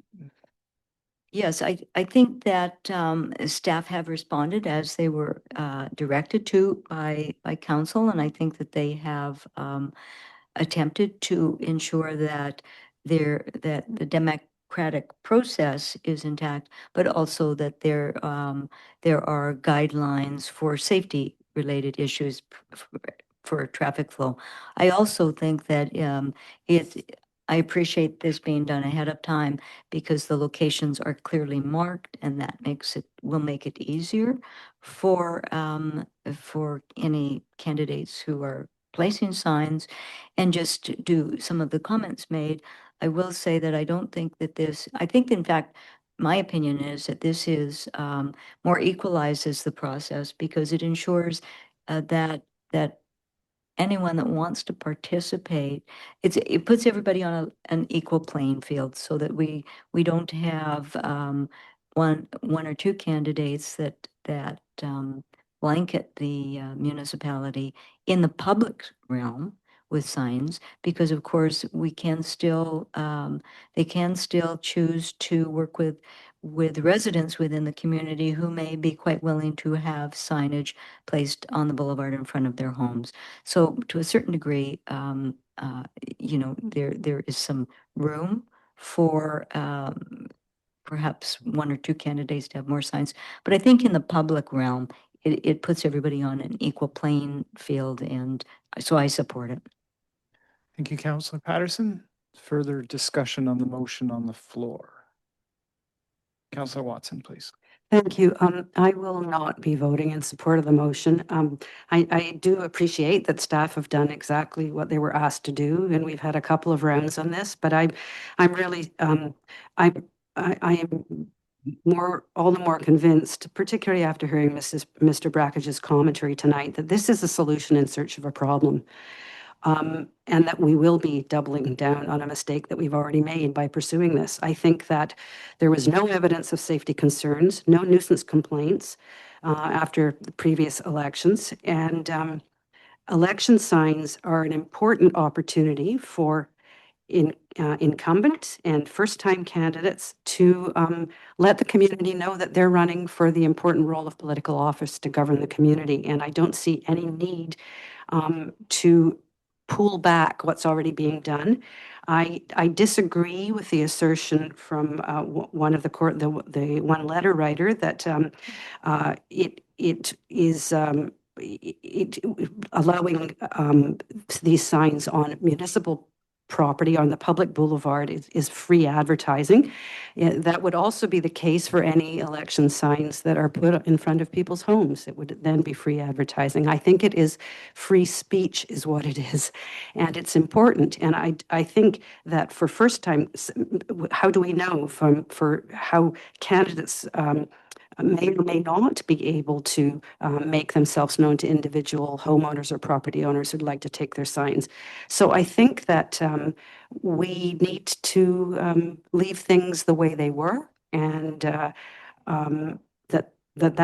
that's an important thing to do. This is a very short-term use of the public space, whether it's in front of people's homes on the public boulevard or whether it's on public property in the areas identified in these maps. And I think we're making really much ado about nothing to the detriment of allowing information to be shared about who would like to put themselves forward for the important position of candidacy for office. Thank you, Councillor Watson. I have Mayor Murdoch next. Yeah, thank you, Chair. And I guess I'll make a couple of general quick comments. And I have a couple of suggested changes. And I think if you're amenable, I'll just do them by motion and we can have a quick talk about them one by one. But just my generalized comments here, I think it's a good discussion for us to have. I think there's an important point that's been raised about freedom of speech. And there are multiple ways that people getting the word out that they are running for office. Signs are one way. I think the freedom of speech in two different ways, though. One, the primary purpose of election signs is that people who are politically engaged and want to show their support for a candidate use signs as that mechanism. That is their way of sharing to the community who they're supporting and driving that conversation in their neighborhood. It is a secondary purpose to my mind to have them as billboards or as just generalized signs, raising awareness. So I think they're both of value, but I think the primary purpose there is really for individuals. I do think it's reasonable, given that we do allow for public space, and I think the direction given to kind of for selection being around, being more cognizant of sightlines and safety, especially as we are more clear about the height of these signs. I know the question was asked about why were some taken off. The answer to that was because we are allowing these signs to be, election signs are a certain height. They do block views, and that creates some safety issues. So if you're amenable, I have just not very many, just a few suggested changes. And I think if it's okay, Chair, I might just make those. We can just discuss them quickly one by one, and I'll just motivate very quickly on each one to explain the rationale. Just for clarity, Your Worship, so that would be in order. As described in the options in the staff report, there are a couple of options outlined for either removal or addition of locations. Just for clarity, are you referring to the removal or addition of locations with your amendments? In fact, I think most are just clarification of the drawings. So I'm gonna maybe we can give this to staff if they see if that's amenable within the second reading, or if that has to go back for the drawings to be amended. Just hold one, thank you, Your Worship. I think Ms. Anderson or staff can comment on this at this time. So please go ahead, Ms. Anderson. Thank you, Chair. Just to provide some procedure, the appropriate time to make amendments would be following first and second reading. So between second reading and third reading, you could do proposed amendments. Okay. Then I will do that. I will wait for the completion of, if second reading passes, then I've got some suggested changes that I think will help a little bit. Okay, so just for clarification, Your Worship, you're referring to clarifications of the locations as outlined in the attachments to the staff report rather than additions or deletions? I have I have both just amendments to the citing and then some I think it's worth throwing them on the patch for consideration for deletion. And I'll make clear what those are when I make the motions if that's amendable. But I'll leave it for now. I understand procedurally what we should do here is if there's support for this for second reading, I'll make those amendments after second reading. Thank you, Mayor Murdoch. So just for clarity, we are at second reading of what is presented in the staff report. Further discussion or further debate, Councillor Smart. Yeah, thank you. I won't be supporting first and second reading. I do support the increased amount of locations that we're seeing right now, but I don't support this whole exercise, being that in the last election there was not a single infraction. And I strongly believe that this does privilege everybody around this table to be making this decision right now. And so I don't find it appropriate. This is for new people that are coming in, new candidates that are running for council. They need to get their name out there, and public locations of election signs when they're starting a campaign is one of the easiest ways to do that. And limiting the ability to do that when we've had no complaints in the last municipal election does not feel appropriate to me. However, if this passes, I do also have one amendment to add a location that I will be putting forward. Thank you, Councillor Smart. Councillor Braithwaite. Thanks so very much, Chair. I brought this motion forward because election signage on public property has become, to me, an increasingly challenging issue for many municipalities. During election periods, we often see a large number of signs placed on boulevards, medians, and other public areas. While election signs are an important part of the democratic process, their placement on public land can sometimes create concerns around visual clutter, traffic safety, and accessibility. Our boulevards, parks, and streetscapes are shared public spaces. Reasonable limits on signage helps us ensure these spaces remain safe, accessible, and visually welcoming for everybody. Many municipalities, as Councillor Green has pointed out, across BC have addressed this issue by introducing clearer rules for election signage. Cities such as Saanich, Richmond, Vancouver, Coquitlam, and Kelowna have implemented bylaws that either limit signs on public property or establish designated locations where signs can be placed. These approaches still allow candidates to communicate with voters while helping municipalities protect the quality and safety of their public spaces. Designated signs locations can actually improve fairness by ensuring each candidate has equal access to public space. Instead of a well-financed candidate being able to put 100 signs in one location, it equalizes it to only 2 per location, and everyone can do that. Importantly, the motion before council does not propose banning election signs. Signs would still be permitted on private property with the property owner's consent, which is where most campaign signage typically appears. What this motion asks is simply that staff review the current bylaw and bring forward options that could establish designated public locations and reasonable limits on signage in those areas, and they have. And this, to me, helps ensure fairness for candidates, reduce visual clutter in the public realm, and provide clearer rules for both campaigns and staff responsible for enforcement. Clear rules reduce complaints and enforcement challenges for staff, and reducing sign proliferation also reduces environmental waste associated with election cycles. I think this is a practical step and that other municipalities have taken and that we should take as well. Thank you. Thank you, Councillor Braithwaite. I'll take the opportunity to speak to this. I'm not supporting the motion on the floor, as I have not supported the process from the very beginning.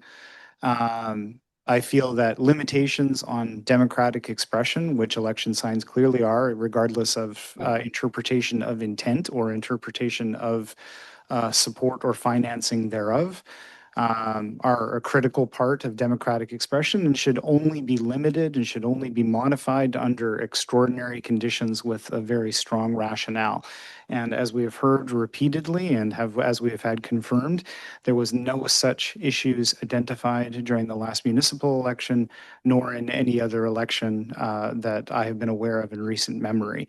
So this is responding to an issue which has not been raised, which is it does not respond to a direct concern. It just does not respond to an issue, and it takes it fundamentally restricts the ability of political candidates to express themselves in a democratic way. So I've been adamantly opposed to the process from the very beginning, and I will continue to oppose it. So those are my comments. Any further discussion on second reading? Councillor Watson. Yes, thank you. I did just want to say one more thing as a point of clarification. Election signs in front of people's homes are on the public property. They are in public domain, and we are not placing any restrictions on those. And I just find this whole exercise quite mystifying, that we are giving, in effect, free rein to the use of public property in front of people's homes, and then we're restricting it in other municipal spaces. It's just incongruent to me. Thank you, Councillor Watson. Councillor Braithwaite for a second time. Thank you, Chair. I think, if I may, putting a sign in front of someone's public property basically means that you have permission from that person. Nobody can just willy-nilly go and put a sign up in front of someone's house without the permission of that resident. And even if there's a sidewalk with a boulevard beside it, our rules state that that boulevard is considered a continuation of the house that is in front of it.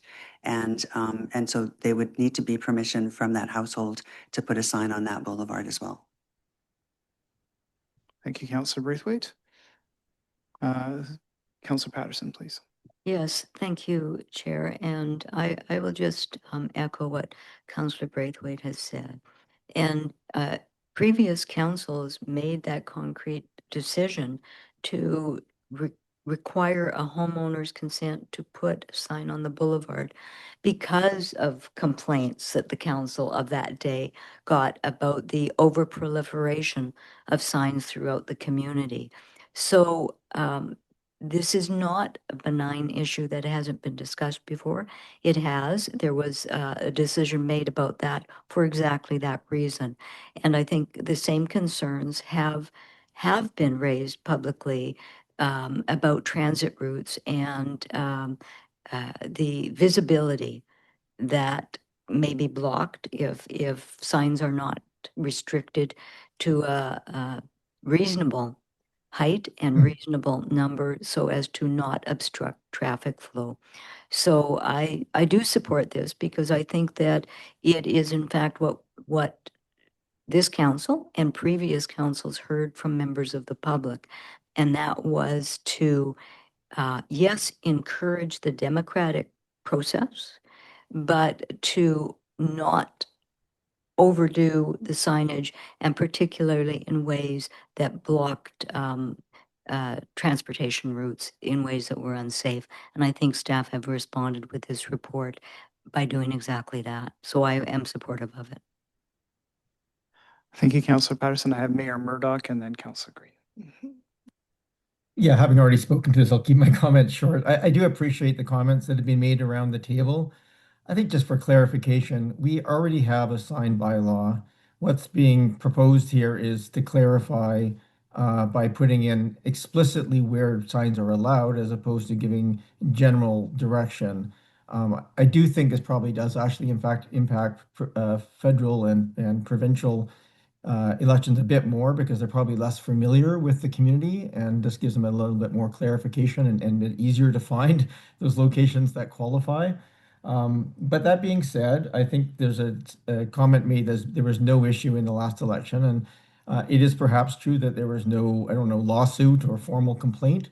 But I think anybody with common sense, as people interpreted the sign bylaw in different ways. We were seeing a proliferation of signs on particularly a couple of islands. I think of the one at the bend of where Oak Bay becomes Newport that had a large number of signs. That was a very dangerous location that was blocking sight lines, and that was true of a number of islands. So I do think this is rational. I think it makes sense for us to, again, I see this as a minor tweak to an existing sign bylaw that already limits where signs can go. It creates a significant amount of clarity and ensures that there's safety at the places that the signs are being used. So I think there's a bit of hyperbole in some of the comments that have gone on this one, and I just think rationally, it is our job to look at this and use our common sense and look at ways of applying. Is the sign bylaw working now? Yes. Could it be a little bit better? I believe so. I think some of these changes will make that an improvement. Again, particularly for the non-municipal elections where the clarity of location will be of great benefit. Thank you. Thank you, Mayor Murdoch. Councillor Green. Thank you, Chair. Thank you for all the comments, everyone. I don't see this as an unusual undertaking. It is consistent with a number of other communities in British Columbia, as I indicated earlier. I also think it is an equity issue. I think that restricting signage equitably across the board provides equal opportunity to new candidates as it does to incumbents. And I will tell you that in every election I have run in, there is sign anxiety. It is about the ability to afford signage. It is about where they're placed, how they're placed. And I think the clarity really will reduce some of that anxiety for candidates and also for staff in that regard in terms of enforcement. So I will be supporting the motion, and I appreciate the comments and thank you for the report, Mr. Rennick. Thank you, Councillor Green. Councillor Smart. Yeah, I just summarize that as an existing candidate, we probably all around this table have a list of many contacts from previous elections in which we can call on day one and immediately put up all of our election signs on private property. As a new candidate, you have to make all of those relationships in a very short amount of time, going door to door, asking people that don't even know you to put up a sign on your lawn. It is not the same. And I really feel that restricting these sign locations advantages us and disadvantages new candidates running. Thank you, Councillor Smart. We have the motion for second reading on the floor. So I will call the question. All in favor? And all opposed? Councillor Smart, Watson, and myself opposed. That passes. So we're now at second reading. Mayor Murdoch, if you had some amendments to make, I will invite you to please bring those forward. Sure. Thank you, Chair, and for your indulgence on this. I guess the first I was going to go sort of in the order in the report if people want to look at the images on there. The first one is on page 7 of 16 at the Cedar Hill Crossroad and Cadborough Bay Road, and I'd like to make a motion to this is really more related to the graphic. To limit the signs to the western, maybe if I can just get a seconder, I can just quickly motivate on each of these. Amend the graphic to indicate just the westerly half of that island. Moved and Second. seconded. Moved and seconded. So this is just again us previous all of us having different experiences here. I know that route is used very frequently by cycling groups that use the that quadrant of Cadborough Bay, Lansdowne, Henderson, Cedar Hill Cross for doing circuits, and that corner is because they want to come around that corner at some speed. That visual corridor is quite a difficult one, and I think I think particularly other people going down that slip lane are also going to have a bit of that challenge as it's a turn. So I just think from experience, I think that if we just limit it to the western half, it would still allow for the sight lines around the corner for that use without putting people at risk. Thank you, Mayor Murdoch. I guess then I would put a question to staff. number one, I guess you're proposing the westerly portion of what is displayed in the Cedar Hill Crossroad and Cadboro Bay Road. I guess my questions for staff would, one, how practically could that be enforced, for one thing? And secondly, was the traffic island in its entirety not considered, as far as, like, as I understand it, visibility and traffic considerations were a primary driver towards consideration of locations. So was that visibility component considered for the entirety of the island? Mr. Rennick. Thank you for the question, Chair. I'll actually answer them in the reverse order. So the visibility was considered for the entire traffic island. In an initial draft of the bylaw, we also had the middle traffic island at that intersection and ultimately removed it because we felt that one was a no-go. In terms of the practicality of enforcement, I think that it's difficult to translate lines on a page in a bylaw to reality on a boulevard. Um, I think it's easier if it's the entire island, but if it's the will of council to have that be a smaller polygon, ultimately that's the direction that council can provide. Thank you, Mr. Rennick. So the amendment which is on the floor is for a restriction to the westerly component of the island outlined at Cedar Hill Crossroad and Cadboro Bay Road. That's on page 7 of 16. So just, if I may, I think having heard that from Mr. Rennick, I'm willing to take that back, and I think we can let this one try it as it is. So I'm happy to rescind my motion to amend. So, and that's amenable to the seconder? Okay. Okay, duly withdrawn, Mayor Murdoch. So do you Okay, have some thank you. further? Yeah, no, thank you. And then going to the other one was just, this one I think is just will benefit. It's just the beach drive from Windsor to Beresford. That has a natural end right at Beresford, as described, where there is a crosswalk and a walkway barrier. The extending beyond, oh, sorry, so the motion would just be to that section be the graphic reflect its termination at Beresford Street at the Okay, so- northern end. So for clarity, we're referring to the graphic on page 13 of 16 of the staff Correct. package. Beach Drive from Windsor to Beresford Street. The Correct. indicated polygon extends north of Beresford Street. You're proposing an amendment to that polygon which terminates it at the intersection of Beach and Beresford. Correct. So that is the motion. Do we have a seconder? Seconded.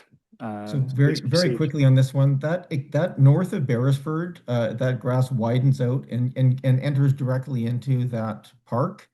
And I think we're getting it's where that polygon ends is not extraordinarily clear, but also it becomes adjacent to a park, which I think was our original intent was to avoid. And so my logic here is there was actually a crosswalk that crosses right at Beresford. There's a concrete line. So I think if the indicator, the wording says it from Beach Drive to Beresford, if the polygon ended right at Beresford, I think that would be helpful to clarify where that would be allowed. Okay, so the amendment is duly made and seconded. I think the intention is clear. Any discussion on that amendment? Councillor Smart. Thank you. Just through you, Chair, just a clarification, because I'm just trying to pull this up on Google Maps.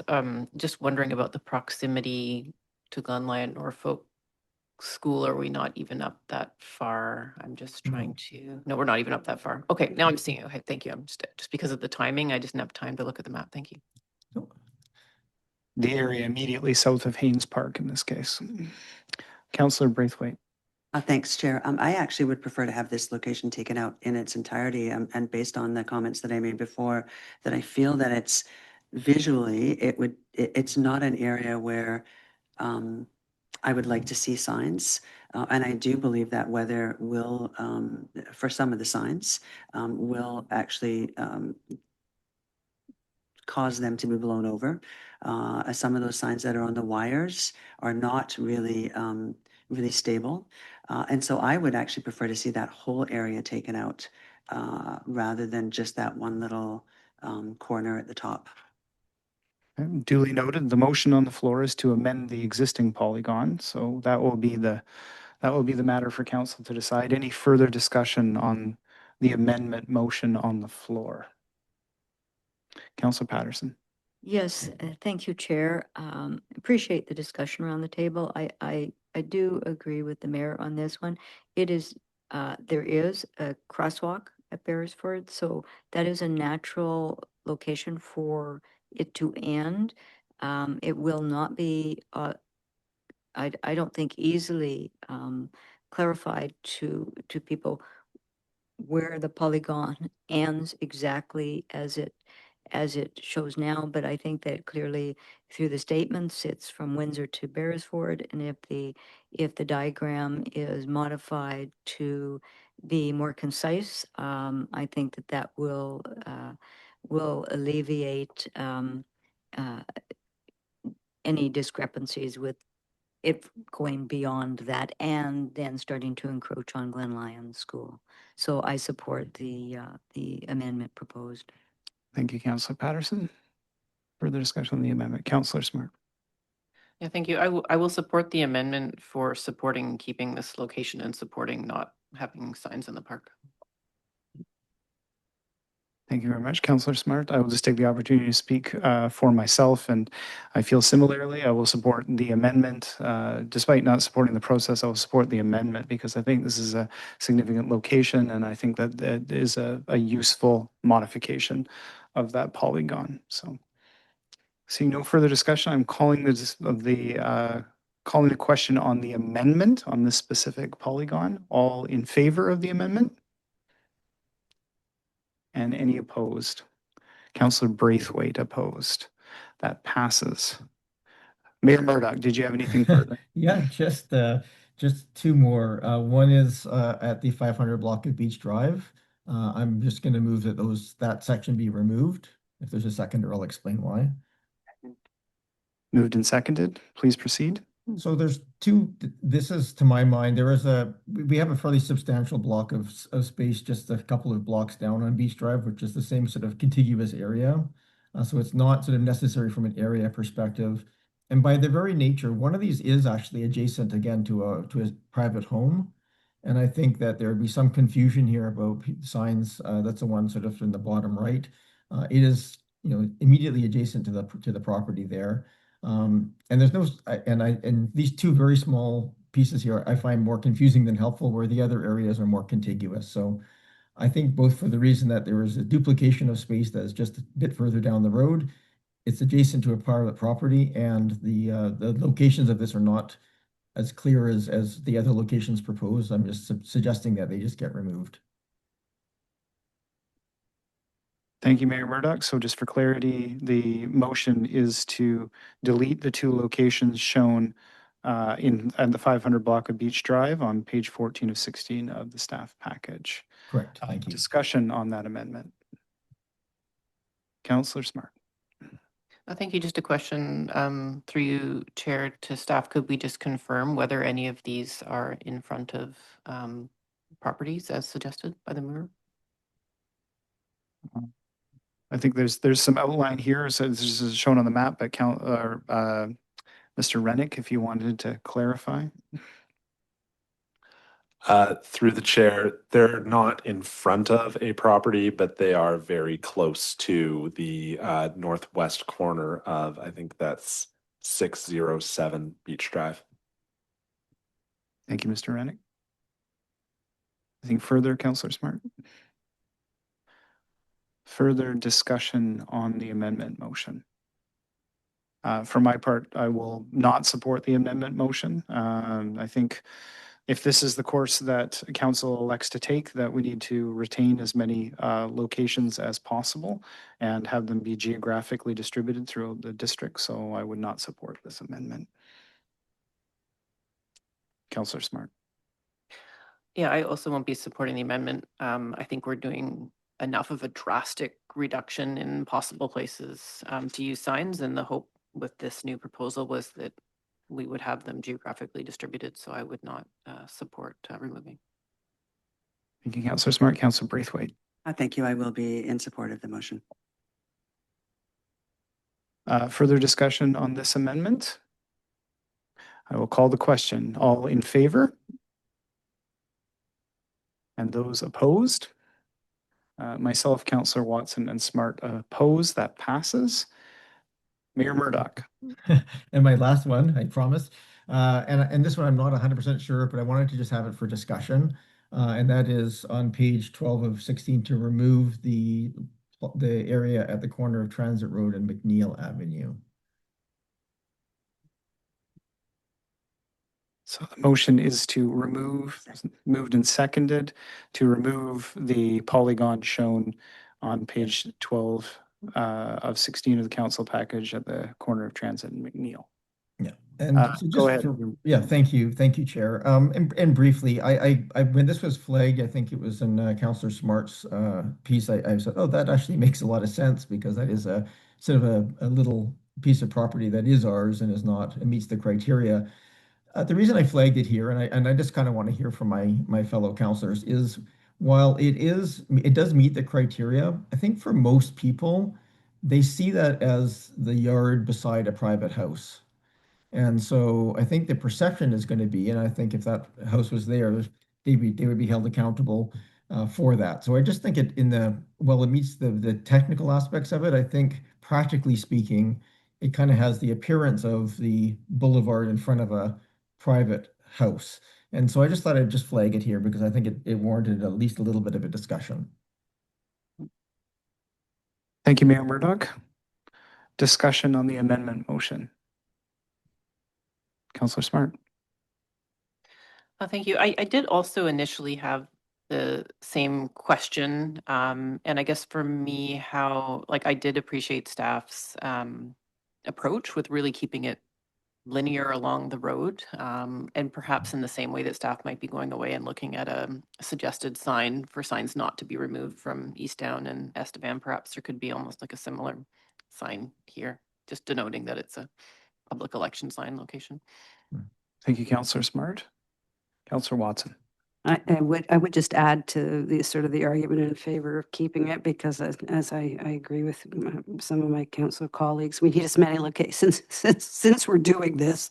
I think we need as many locations as possible, not as few. And the public has become accustomed to public signage on that piece of land for quite a few months now. So I think it would be apparent to anybody who's going by there regularly to the park that that actually is public land and not private property. There's a large sign there right now. Thank you, Councillor Watson. Councillor Patterson. Yes, thank you, Chair. I too am in support of retaining this as it is. I appreciate what the mayor says about it being perhaps perceived as a boulevard attached to a private residence. However, it is not attached to a private residence. And I think that, that could be said about locations around the district, but I think this is balancing the exposure that candidates will want for the election to this area, and so I think that this one should remain in. I think it's a good location for signage, and it can accommodate it and can do it safely. So I wouldn't be supportive of removing this location. Thank you. Thank you, Councillor Patterson. And just speaking for myself, opposed to this motion for very similar reasons, just in terms of balancing out locations. And I do feel that it is distinct enough from the adjacent private property that it warrants retention. So I'm not supportive of the amendment as it currently is proposed. So just for clarity, the amendment proposed here is to remove that location. So then a vote in favor is to remove, and a vote opposing is to retain that location at Transit and McNeil, just for clarity. So then I will call the question. Mayor Murdoch, please. I just wanted to say thank you to my fellow councillors here. I think that's exactly the conversation I wanted to have. I think that it makes a lot of sense. I imagine that we may get some complaints in future, but I think I understand the rationale of moving forward with it at this time. So thank you. Thank you, Mayor Murdoch. So I will call the question on the amendment. All in favor? Mayor Murdoch in favor. Any opposed? The remainder of council opposed. Councillor Braithwaite, sorry, Sorry, I'm in favor. in favor. Okay. I just didn't put my hand up, sorry. Okay, very good. So Councillor, or Mayor Murdoch and Councillor Braithwaite in favor, the remainder opposed, that fails. Do we have any further amendments of this type at second reading? Councillor Braithwaite, please. Thank you very much, Chair, and through you. I would like to put a motion on the floor to remove the location at Crescent Road in Quimper. So for clarity, this is the final location in the list on page 16 of 16, Crescent Road at Quimper Street. So to remove that location in its entirety, do you have a seconder? For discussion. Seconded for discussion. You may motivate. Thank you so much. I just feel that this one, I'm not really sure why it's in here. It feels more directly adjacent to residential character than many of the other arterial sites. And so I think we should be cautious about introducing concentrated sign areas into spaces that do not already function as broader civic or transportation corridors. And I don't think that that meets that criteria. So that's why I would like consideration of removing it. Thank you. Thank you, Councillor Braithwaite. Further discussion of the amendment. Councillor Watson. Sorry, I just hardly disagree with that assessment. I think it is an important public space. It's a transit hub. And it's great. There's no safety issues and it meets the criteria that were set out for evaluation of these spaces. So, yeah, I just think it would be a disservice to the community as we're trying to create some spaces for election signage to remove that spot. Thank you, Councillor Watson. Further discussion, Councillor Smart. Thank you. I just feel the need to comment as someone who's a resident in the area that I will benefit the least from this location because I have many contacts in the location. So despite the letter writer who would like to insinuate that I might advantage from this location, I'm the least in need of it. So I just felt the need to clarify that. Thank you, Councillor Smart. Further commentary. Councillor Patterson, please. Yes, thank you, Chair. I won't support removing this location, and the reason, and it's been stated quite well at the table here, but I guess my observation has been that Harling Point is often kind of the forgotten little corner of Oak Bay, and I think it is important that in that location, that they are involved in the community election and feel like part of the community.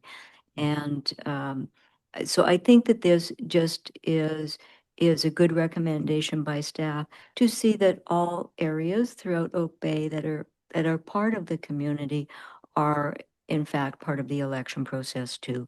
So I would leave this location in for signage, and I think that says a lot about wanting all parts of the community to participate in the democratic process. Thank you. Thank you, Councillor Patterson. Mayor Murdoch, please. Yeah, very briefly, I appreciated the rationale given for this, and I in some ways I tend to agree, but I also think that it does meet the criteria. It is a transit stop. And frankly, I think the choice of whether or not to use a space like this, if it's low traffic, will come down to the individual councillors, whether or not they see it has merit to put signs there, given the cost. So I think given that, and I did appreciate Councillor Patterson's comments on this, I think I'm not going to support the motion to remove this one. And again, I think our process here is this has been an iterated bylaw over the years, and we can always, this can be revisited in future time, but I think it makes sense to include it at this time. Thank you. Thank you, Mayor Murdoch. Just speaking for myself, I will not support the motion on the floor. I think distribution of sites throughout the district is significant, and I do agree with the comment from Councillor Patterson as far as Harling Point is often underserved, not necessarily underserved, but under-recognized, I guess, as a community. So I think it's important that there is a location in Harling Point. So that's my perspective on it. So not support the amendment motion. So any further debate on the amendment motion? Seeing none, I will call the question. All in favor? Councillors Green and Braithwaite in favor, all opposed. Mayor Murdoch, myself, Councillors Watson, Patterson, and Smart opposed. That fails. Councillor Braithwaite, did you have any further amendments to make? Okay, thank you. Councillor Smart, please. Yeah, I'd like to move an amendment to allow election signs to be placed in front of school properties on municipal boulevards. So moved. Do we have a seconder? Seconded. Councillor Watson, please motivate. Yeah, thank you. This just addresses the fact that we currently allow election signs to be placed in front of school properties on municipal boulevards. This location isn't actually really utilized at all, and there may be very few or no places that are utilized. But in light of the school trustees election changing to a riding system, I don't feel that we at this table should be restricting the possibility for school trustee candidates to advertise in probably the most ideal location should they choose to do so, and should they find an appropriate place that actually meets all the other restrictions in our bylaws. So I just wanted to make sure that we weren't not consciously having this conversation at the table and deciding to potentially allow something that at a time where things are changing and it might actually become more advantageous for school board trustees to utilize election signs, that we aren't inadvertently taking away the most prominent location for them to communicate with parents. Thank you. Thank you, Councillor Smart. So the motion on the floor is to essentially restore boulevards in front of school properties as available locations. Debate on the amendment. Mayor Murdoch. Yeah, thank you, Chair. I actually am not clear. My recollection of that is that they were not open season in past years. I believe school districts had some limits. I actually look at this in the same sense as I would look at it. I take the point made that there was merit given, school district trustees, benefit from getting their names out there. And I think that is, and obviously they are welcome to use the same public locations that we allow for all the other people in our jurisdiction. To my thought, this is a decision for the school district to make if they want their schools to be used as places for school district trustees to advertise. It is extremely simple for them to just give that allowance for their properties and have that happen without us. That would have because that change essentially would probably quadruple or more the amount of space available for signs without the limitations of numbers or anything else. I think it dramatically changes the nature of the intent of this. I do think that it probably is really worthwhile for us just to share with the school district, if they haven't thought about it yet, they should be clear about their policies around advertising for trustees or for the broader electorate on their property, because most of these pieces are actually on their property. Thank you. Thank you, Mayor Murdoch. I guess I kind of skipped over staff there a little bit, so I might give staff an opportunity to clarify just in terms of what was the existing standard and what is the novel standard. Mr. Rennick. Through the chair, I was actually seeking a clarifying question. Councillor Smart referred to school properties, and the discussion sounded like it was around School District 61 trustees. And so I was wondering whether the intent of the mover was that Glen Lyon Norfolk School and St. Michael's School be included or excluded. We would need to know that to prepare the bylaw were the motion to pass. Thank you, Mr. Rennick. I will leave it to the mover to clarify. Yeah, thank you. I did leave it open, but I am open to amending it to be more restrictive to SD 61 properties. At this point, I don't see that this is going to be heavily utilized, but in my discussions with staff to date and try to come up with a motion around this, my understanding is that even for the school properties to choose to do this, we need the freedom in our bylaw to allow them to choose to do this. So as far as Mayor Murdoch's suggestion that we leave it to the school districts to decide. The problem with that is that it would be then in contradiction with our bylaw, and then we'd have to have a bylaw revision, and it's very close to the election to do that. And so that is the reason for just leaving, basically, at this point, leaving it the way it was before this whole project came to be. Perhaps we can learn from this election and decide to restrict school properties next time, but we're currently not restricting school properties. And so this motion is just entirely around, let's not change that yet, especially with what's going on with the changes with the school trustee elections. Thank you, Councillor Smart. So as I understand it, you are proposing an amendment essentially to reintroduce the language from the former bylaw, essentially with respect to schools. Is that enough clarity for staff? We would need some guidance as to exactly how the terminology around schools was phrased in the previous bylaw, I believe. Mr. Rennick. Thank you, Chair. The current bylaw is really silent on school properties. I think that if council were to pass the motion on the floor, we would need to do a report back. This won't be something that we can just bring an amended bylaw for third reading. Okay, then I would suggest we have passed second reading. We do have several amendments on that point. It would result, I guess I would ask for Ms. Anderson's guidance, but we have second reading passed, so then we would be seeking potentially a motion to refer back to staff to report out on the implications of that proposed amendment. Is that the best action in this case? Thank you through the chair.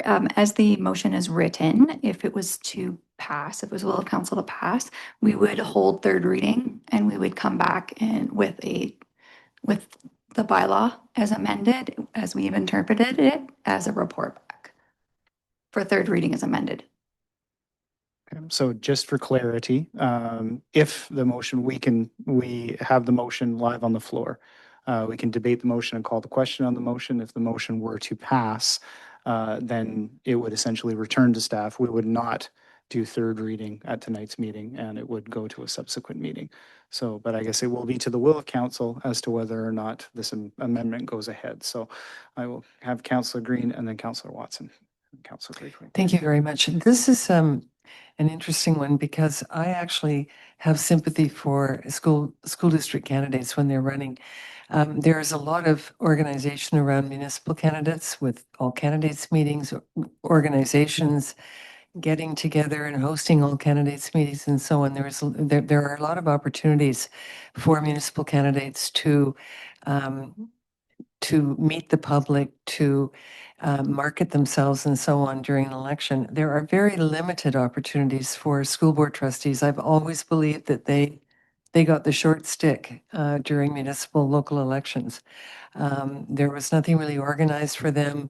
I'm not aware that they had many all candidates meetings, and I think it's a pretty lonely slog for them when they're running for the school board. So if in any way we can lift them during the election and lift their profile, that would be helpful. I've always thought it would be great for municipalities to sort of share the election process with the school district or collaborate at least on some of the all candidates events and so on. But having said that, I would certainly like to have a report back from staff if we can do so that it doesn't complicate the jurisdictional issue. Thank you, Councillor Green. Councillor Watson. Yes, I just want to say that I would support this motion. I think that we are going in this fall election, we have a brand new structure for school district governance, which makes the process of the election and candidacy much more close and personal, both for Oak Bay voters and school district candidates who want to run in Oak Bay. And I understand what the mayor's saying about, yes, sure, it should be up to it will be up to the school districts themselves to decide what is allowed in front of their properties, but we should not be an obstacle to letting them say yes. So I would really like to get staff's advice about how we should amend the bylaw to allow that possibility should the school district 61 itself agree to it. Thank you, Councillor Watson. Councillor Braithwaite. Thank you, and through you, Chair.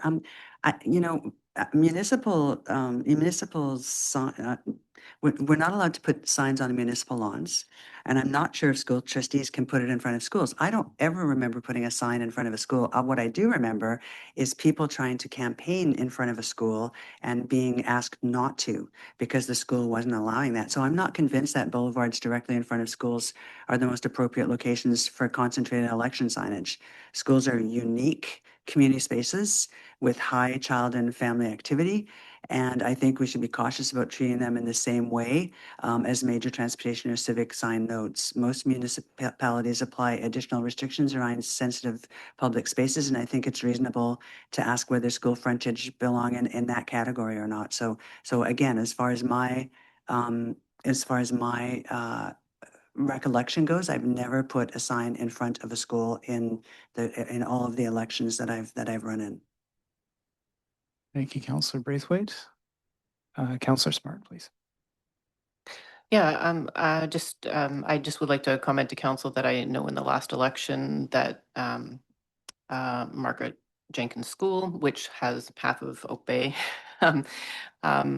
residents at the elementary school level attending, does allow election signs in front of the school. And it's a really nice way for very busy parents to learn about who's running in the election.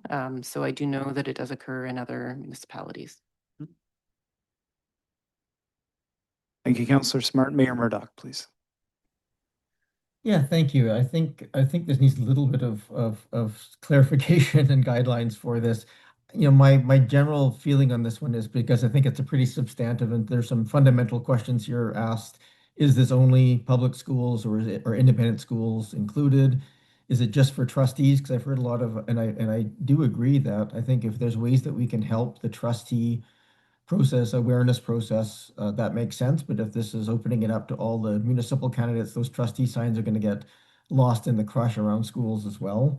My personal recommendation on this one would be that we don't support this motion, but that we do initiate a letter to the school district and ask them, have they thought about what they want done for election signs around their school? Do they want trustees only? Do they want none? Do they want everything? Are they comfortable with everything? And then we can then consider an amendment to the sign bylaw based on what their feedback is.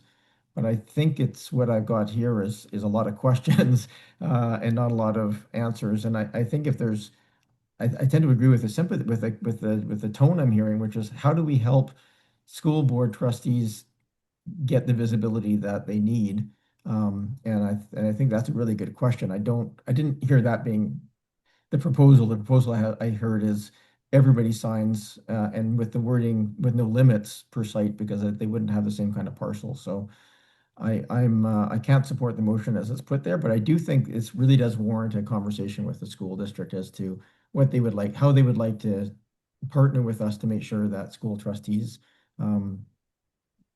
can be supported in their campaign process. Thank you. Thank you, Mayor Murdoch. Ms. Hunt. Thank you very much. I just want council to be aware, timing is fairly important on this. We will be preparing, packages for candidates coming up over, probably in July. And so, making sure that we have this sign bylaw nailed down and the sign locations, because that will be part of the package. So I understand what Mayor Murdoch is saying. I am just a bit concerned that we're running out of time to do extensive consultation, with the various schools and be able to collect that information, return to council with another report, and then have council make amendments. So I just caution that we are running out of time in terms of process. Yeah, thank you for that clarification, Ms. Hunt. And I guess I think that's a fair point. My observation of that is if the school board wishes to have trustees or all election signs available, they can certainly make that available on their property, just like anybody else could. So I think that's actually is available right now, but that would really be their call. It just wouldn't be available on all of the boulevards all the way around every school as the motion is in front of us.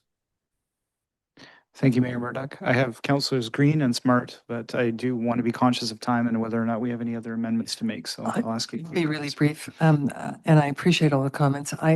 If we don't support this now, going forward, because of the time constraints and the pressure to get packages prepared and all of that for the election, I would really encourage the mayor to sit down with the superintendent of School District 61 and talk about how our respective bodies could support and encourage candidates around election time. I think that conversation should be had more than just a letter. I would like to see a meeting with senior staff and the mayor and superintendent at some point in the future to talk about this process. Thank you. Thank you, Councillor Green. Councillor Smart. Yeah, thank you. I wanted to express my concern about saying that school districts could still have signs on their property versus on the municipal boulevard. It's not the same thing. Like, we allow residential properties to use the public boulevards because that's where people see them when they're walking, when they're driving, when they're cycling. So I really feel strongly that we're restricting so much already that we shouldn't change really what this motion does is just allow what is already currently available, has never really been utilized to date, may still not be utilized, but at least we're not creating a barrier. And we're just basically, this is in a sense, a status quo motion that basically says we're not changing stuff with regards to schools. We're keeping things the same. Thank you, Councillor Smart. Seeing no further discussion, so the motion for clarity, the motion on the floor is for the provision of school boulevards, the boulevard space adjacent to schools, as being available for election signs in the bylaw. I will call the question on that amendment. All in favor? And all opposed? Councillor Braithwaite, Patterson, Green, and Mayor Murdoch opposed. That fails. Are there any other further amendments proposed to the bylaw at second reading? I do not see any. I appreciate this debate. Then I will ask for a motion to give the bylaw third reading and a reminder as amended, please. I'll move that signed bylaw number 3946, 1997, amendment bylaw number 4962, 2026 be read a third time as amended. Thank you very much. Moved and seconded. Discussion. Usually don't discuss on third reading, as I am now currently reminded. So then I will call the question. All in favor? And all opposed? Myself, Councillor Watson, and Councillor Smart opposed. That passes at third reading. Thank you very much. Moving on. Thank you for that discussion, and thank you for the support from staff. We're working through those amendments. Final item on this section of the agenda is blasting regulation changes, proposed bylaws. Mr. Bowl, thank you for your patience. Thank you, Chair. Blasting regulations have been discussed on several occasions over the last years, and as directed by Council in July of last year, today's report includes the recommendations from 2 advisory bodies as well as the proposed bylaw. The Heritage Commission looked at the bylaw last fall and recommended approval of the proposed regulation, while making a comment to consider acknowledging non-registered heritage buildings. The Advisory Planning Commission also looked at the bylaw and recommended approval and provided a number of comments for council consideration, and the staff report provides more information about their comments. And today, the bylaws in front of you, the key one is a separate blasting bylaw that has now been prepared as recommended by our lawyers. It includes the program that has been developed over the last couple of years. A summary table is included as the first attachment. To give you a couple of highlights in response to resident concerns, the new regulation now includes rock breaking and sets volume limits for blasting. And then for rock hammering specifically, hours of operations have been set and restricted to only afternoons in recognition of the noise impact. The notification area also has been increased. Consideration is being given to designated and registered heritage buildings by making sure they're shown on the map. Industry input has also been considered, and for example, by making sure there's sufficient time for each permit to be able to complete the work, and also by foregoing an earlier considered requirement that was in play for a moment for a third-party review. So all in all, this blasting regulation seeks to balance the livability objectives, but also with a need to provide reasonable options for construction activities. So a total of 4 bylaws have been prepared to implement this new program, and they are provided to you today for your consideration of bylaw readings. And I'm happy to answer any questions you might have. Thanks. Thank you very much, Mr. Bull. Questions for staff? Councillor Patterson, then Braithwaite, please. Thank you, Chair, and through you. Thanks for this report. I know people have been anxiously awaiting amendments to our blasting bylaw for some period of time, and it's a very sensitive topic in the community. And in what we are proposing, I think the changes are good. One question I do have, though, because it's not clear to me in what has been presented, is where the responsibility and authority lie for verifying the blasting contractor's insurance and registration with governing bodies. If it is up to the general contractor to provide that evidence to the municipality, or if the municipality seeks it from the blasting contractor. If we could just get a clarification from staff, I would appreciate it. Thank you. Thank you, Councillor Patterson. Mr. Bull. Thank you, Chair. Through you, we seek that confirmation from the blasting contractor, and that's already something that is in our current regulation. So we get proof of insurance, and we'll rely on that to check for the coverage and the date of start of coverage. Thanks. Thank you, Mr. Bull. Councillor Braithwaite, please. Thank you, Chair, and through you.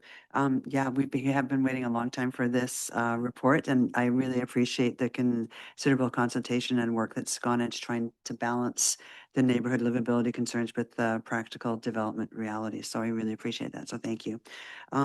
Couple of questions that I have would be, with these changes, does staff currently have sufficient capacity to enforce the new requirements? Yeah, just I guess that's my first question. If you have the staff capability. Mr. Bull. Thank you for the chair. Yeah, we would rely on our building official team, and most of the due diligence takes place before the permit is issued. So we rely on that and assume that once the permit is issued, everything should be fine with sufficient time. There will be cases that maybe somebody takes more time than allotted, or there are other concerns that might come up. Sometimes happens currently as well. And we would still rely on the same team of building officials, or if need be, the bylaw compliance official, to have a look on site and see what's going on and take any measures that might need it. So it costs a little bit of more time, but I was pointing out in the report as well that we also think that there may be less permits as well, because it does require certain commitment to apply for the permit and provide these the relevant documentation. So on balance, we think we're good, but it is a small increase in work. Thanks. Please proceed. Thank you. And then, so I always ask this because this is where I think our residents feel the most vulnerable. But what recourse exists for residents who believe that they have that the blasting has caused damage, and how are disputes typically resolved in that case? Because I'm wondering if a pre-blast survey has to be done on all the neighboring properties around where the blasting is going to take place. Sorry, that was some questions. Mr. Bull. Thank you through the chair. Let me see. The first thing, especially for owners that are approached by the blaster for a pre-blast survey, it's called. It's basically their insurer taking a look in advance. It's an opportunity to let them, but also for yourself, to take stock of what's the state of the house at that point. And it helps down the road to clearly identify what is caused by blasting and what's not. So Now, if there is damage that occurs and it's believed to be related to blasting, then the homeowner that is experiencing the damage should contact their own insurance, and their own insurance company will then reach out to the blaster's insurance, and a whole process starts of assessing what the damage is, if it's clearly related to the blasting. And if that's the case, it should be covered through that insurance that is required before anybody gets a permit. Thank you. Thank you. Further questions for staff?